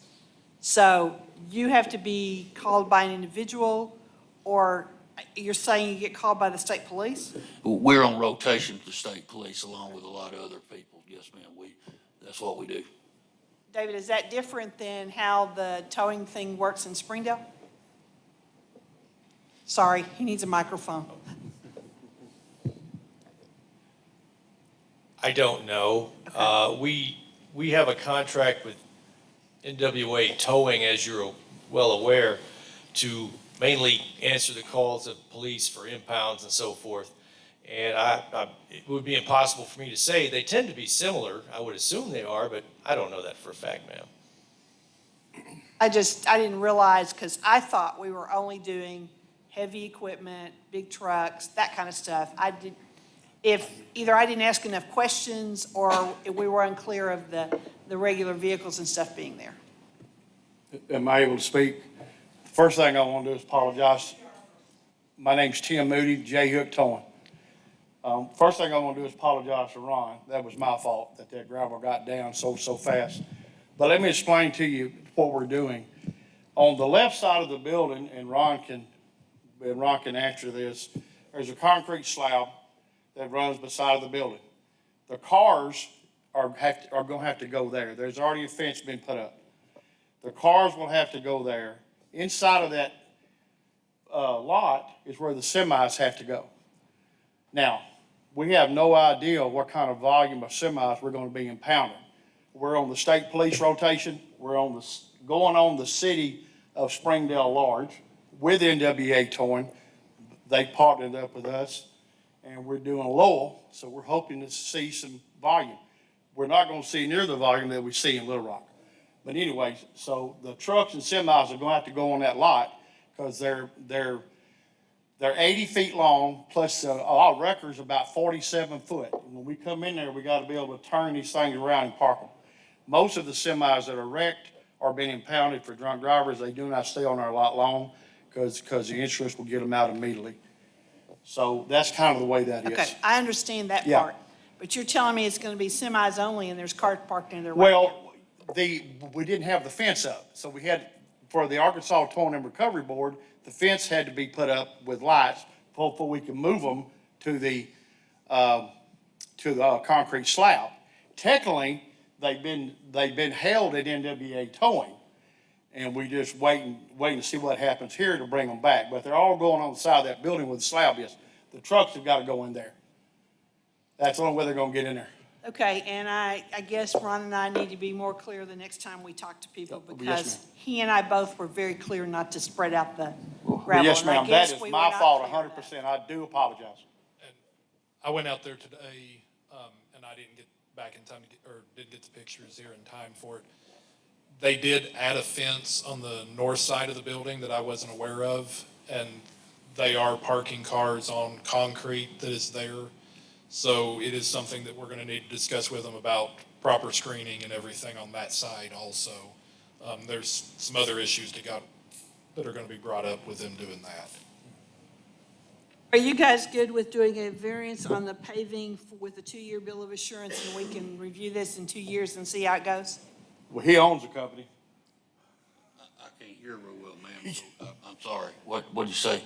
I'm offering a compromise that you will get a variance for 2 years with a bill of assurance that says we look at it in 2 years, and if it's doing just like you said it was going to, it can be extended. If it's not, then you either have to pave it or you have to cease operation there. Is that okay? Yeah, we're fine with that. We're fine with that. Okay, I would recommend we do it with a 2-year bill of assurance if you guys if you want a one. Mark wants a 1-year bill of assurance. Can you do a 1 year? Well, we will do whatever you ask us to do. Whatever we need to do. I mean, you know, we just want to do the right thing. That'd be good. Yeah, I sub motion 1 year bill of assurance. Quick question, how, that base or that gravel? Oh, you can ask him. The existing was 3-4 inches. We've put over a foot and a half in there. We've put this much gravel. And the reason being is, you know, over a period of time, you know, if in the event we have to clean up, then we're not scraping, first thing you know, you bleed in the soil. So, and the existing gravel has been there for some time, but it was very thin. And again, in the dead of winter, that wouldn't help us either. We'd have mud coming through, so we've got a foot plus on the depth. And a larger area than was originally gravel.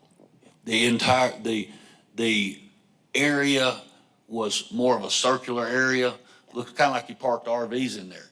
And we can't do that. I mean, we'd be in the mud everywhere, so that whole area needs to be protected by gravel. That's my point. Yes, They've ma'am. extended the gravel. Yeah, we just extend everything in that yard. Second. Second by Mr. Couch.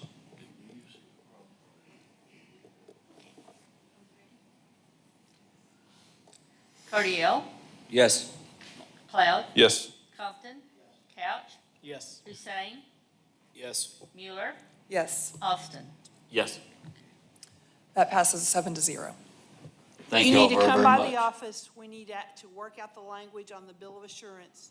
Say that one more You time. need to come to the office, and so we can sit down and fill out the bill of assurance, so we know what all the conditions are in writing. Yes, So there's ma'am. no confusion, and then you sign it, and we file it as a lien on the property. Okay. I'll ask him to help us with that. He's our expert. We thank y'all. Thank you. The next item is B 23-116, Steve King and Mary Upshaw, presented by Steve King.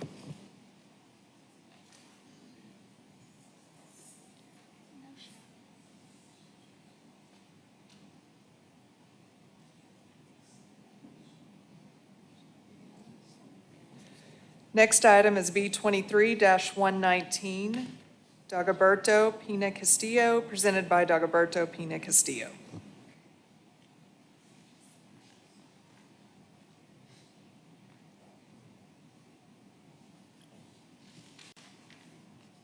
Yes, my name is Dagoberto Peña Castillo.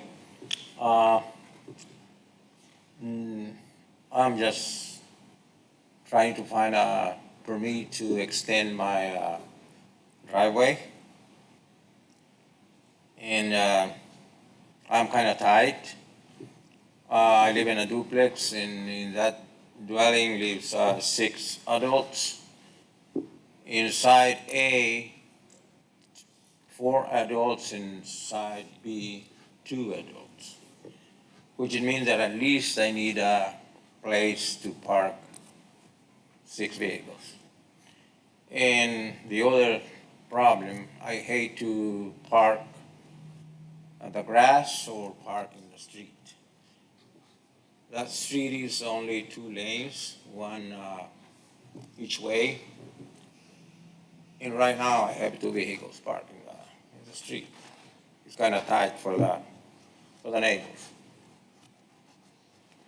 One of the vehicles in the picture we have is a truck with a trailer. Do you bring that truck with the trailer home every evening and park the trailer in the driveway? I work for Carpet One. That's my way of living. And my trailer is one of my tools. And my truck is my other tools. And I also have a car. I don't know if I'm allowed to put my trailer and truck on the driveway. You know the law. Can the but- trailer be left at Carpet One or whoever you're working for instead of bringing it home? Well, the trailer is mine. And I need a trailer to haul trash and take new material to the job site. And if you people don't allow me to do that, I don't know what I'm gonna do. Maybe I need to sell the property and look for a country place. But And right, you're extending it 6 feet on each side of the existing drive toward the front door on each side, correct? well, I don't want to do that because I need an exit in case I have an emergency inside the house. But still, I can leave a spot where I can run away or whatever. I want to extend my driveway for 10 foot each side. 10 feet. 6 foot, sorry. 6 feet on each side up to the edge of the garage on both sides, so you would have an open space between the door and the edge of the pavement. Okay. I want to leave an open space, but I can still put the concrete all the way to where the house starts. But I understand that I cannot block my exit. Technically, this is an expansion of a non-conforming use because the structure is a duplex in an A1 zone, and I think it was annexed in that. We did the calculations and the expansion of the driveway. What he's asking for is only about 17%.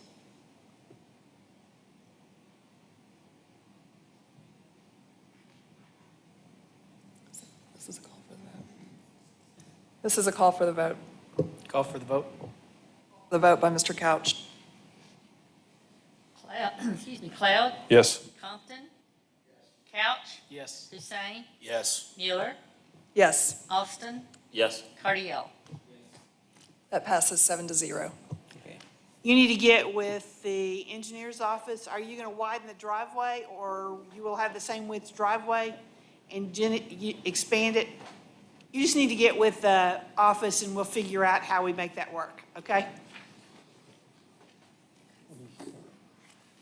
Thank you. Jackie will help you. Next item is under waivers, W23-25. Hi, good evening, everybody. My name is Casper Lestwicki. I'm the property owner of this property here on Purcell Street. It's just a couple blocks over. I'm here to request a waiver for the requirement to do a sidewalk in the front. I understand that we're all invested in connectivity and walkability, particularly in the downtown zone. That being said, building a sidewalk in this particular property wouldn't really aid in that. It would only be a 40-foot strip. It wouldn't connect on either side. There's two large utility poles on either side of where that sidewalk would be. So even if future development were to occur on this street, we'd have to swerve that sidewalk around. It's a very lightly trafficked street. So currently, I'm there pretty often. I see a number of residents riding their bikes or walking just kind of on the side of the road. It doesn't seem to be any issues. And likewise, further south of my property, there's two commercial properties with a large parking lot. So again, that sidewalk would just run into parking lot anyway. So I think, just for reasonability's sake, I would like to request a waiver. I just want to add that this is a street in the central business district. I have a comment. I don't support sidewalk waivers, and especially not in the downtown. I know it doesn't go anywhere today, but if we don't start getting sidewalks in as development occurs, we're never going to get them. And to say that there's not any development that's going to happen to the south because there's a commercial on the lot, we've seen a lot of redevelopment. So I would recommend that we don't grant the waiver. If you don't want to build it now, would you be willing to do payment in lieu of the sidewalk, and we hold that till we do others in that area? That would be the only other thing I would offer would be payment in lieu of or denying the waiver.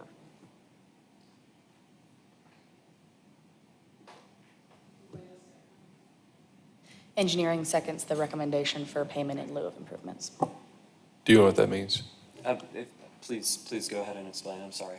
Payment in lieu mean you agree to pay for the sidewalk if at some point we need to put a sidewalk there.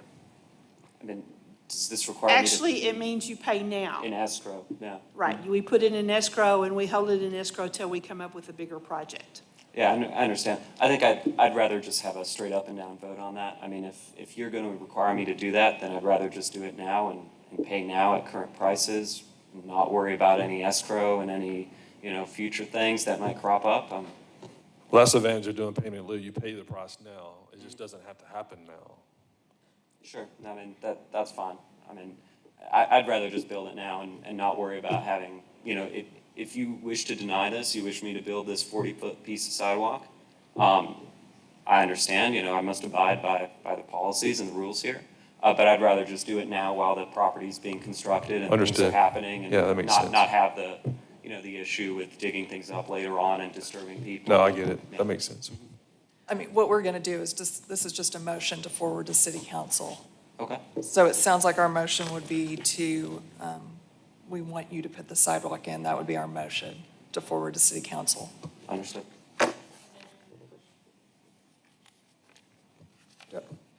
Motion Well, by, So what he's asked for is either to motion to deny or approve his variance. I don't think he wants us to motion for payment in lieu of. So am I correct? That's correct. He wants you to, the call for the vote would be to either approve the waiver or deny the waiver. Which would then go to city council, which you could always appeal at city council.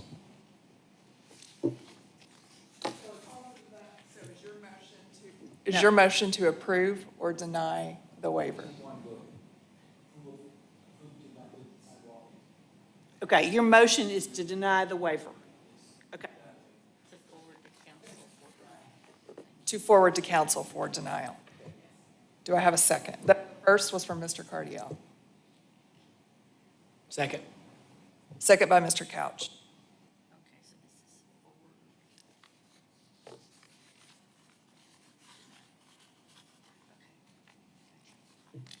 Compton? Couch?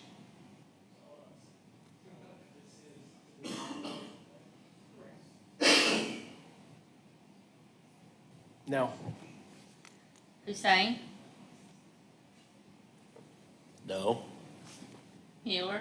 No. If you vote no, that means you're approving the waiver. We need to make sure we don't do negative motions. The motion is to approve the waiver, or recommend to council for approval of the waiver or denial of the waiver. So let's vacate the last one and start again. It's to forward with a recommendation to deny. Yes, it's a forward for a recommendation to deny the waiver. Okay, everybody got that? We're going to start all over. And that is to deny the approval to, Make a recommendation to deny it. Because the resolution goes to council with one of four options. Approve the waiver, deny the waiver, payment in lieu of, or bill of assurance. The motion is to recommend to council to deny the waiver. Okay, who made that motion? That's his motion. Okay, and who made the second? That's your second? Yeah. Second. Okay. All right. Compton?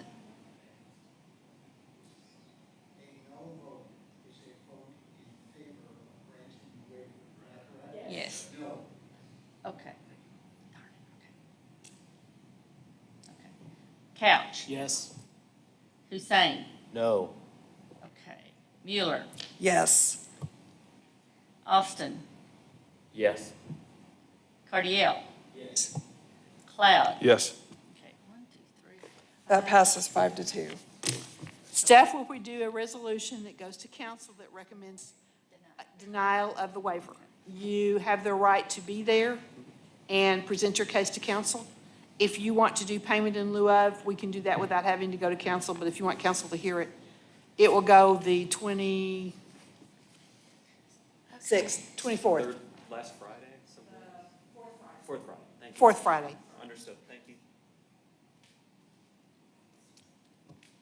Next item is L21-24, PCS Indoor Soccer Approval Extension presented by Rick McGraw, Harrison French and Associates.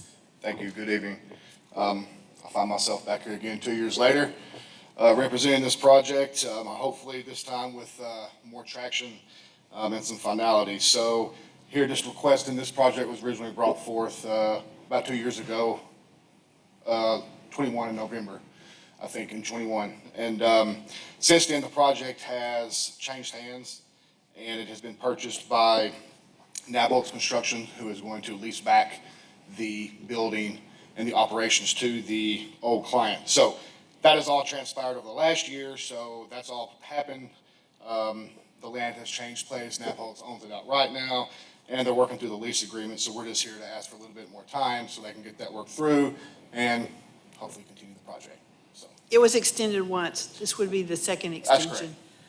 And that's because they're not sure they can have it all done by November. yeah, and I was waiting on funding for the last time to come through. All that's been granted and all that's squared away now. We just didn't want it to expire before they actually started. Correct. This is a motion subject to staff comments. So motion. To extend 1 year. Motion by Mr. Cloud. Second. Second by Mr. Austin.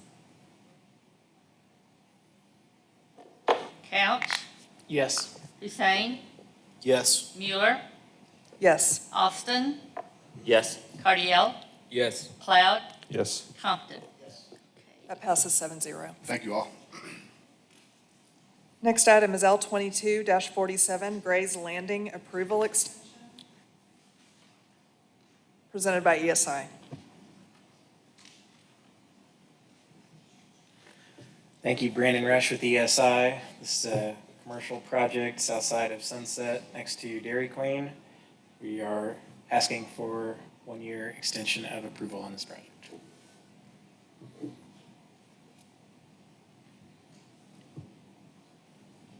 This is a motion subject to staff comments. This is, you're asking for a 1 year extension, a motion to approve a 1 year extension. So moved. Hussein. Motion by Mr. Hussein. Second. Second by Mr. Cloud. Hussein, Yes. Mueller, Yes. Austin, Yes. Cardiel, Yes. Cloud, Yes. Compton, Couch. Yes. Passes 7-0. Thank you. Next item is L22-51, County Line Commercial Approval Extension, presented by Bates and Associates. This is Jake Chavis with Bates and Associates. We're asking for a 1 year extension on our County Line Commercial Park project. And I'm here for any questions if you have any. This is a motion subject to staff comments for a 1 year extension. So moved. Motion by Mr. Cloud. Second. Second by Mr. Hussein. Mueller, Yes. Austin, Yes. Cardiel, Yes. Cloud, Yes. Compton, Couch, Yes. Hussein. Yes. That passes 7-0. Thank you. Planning Director's report. Work session in October will be on the 17th, and we want to start talking about master street plan improvements. Engineering department is working on some changes to the master street plan. It's really important. Sorry, I forgot. This having to push the button seems to be harder for me to remember. On that work session, 5 o'clock in the community room, to talk about the master street plan. updates. The engineering department's been working on it for several months, and I think we've got several changes that I think is going to affect the land use plan. So if we can get that in place, then we can update the land use plan to go along with the new master street. Hey, Patsy, just a note for you and everybody else. RDOT has opened up their website. If you want to go there and make any kind of comment that you'd like to about the the proposed expansion of 412 north and south, you can do that. And they will get back with you, and it's an enormous project. It's just, 112, I'm sorry, not 412, 112, sorry, thank you. You can comment on 112 expansion in north-south, it's a big deal.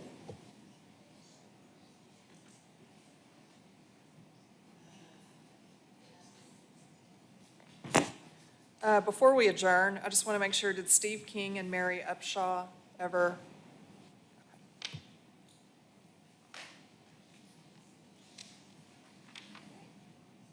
Okay, we're adjourned.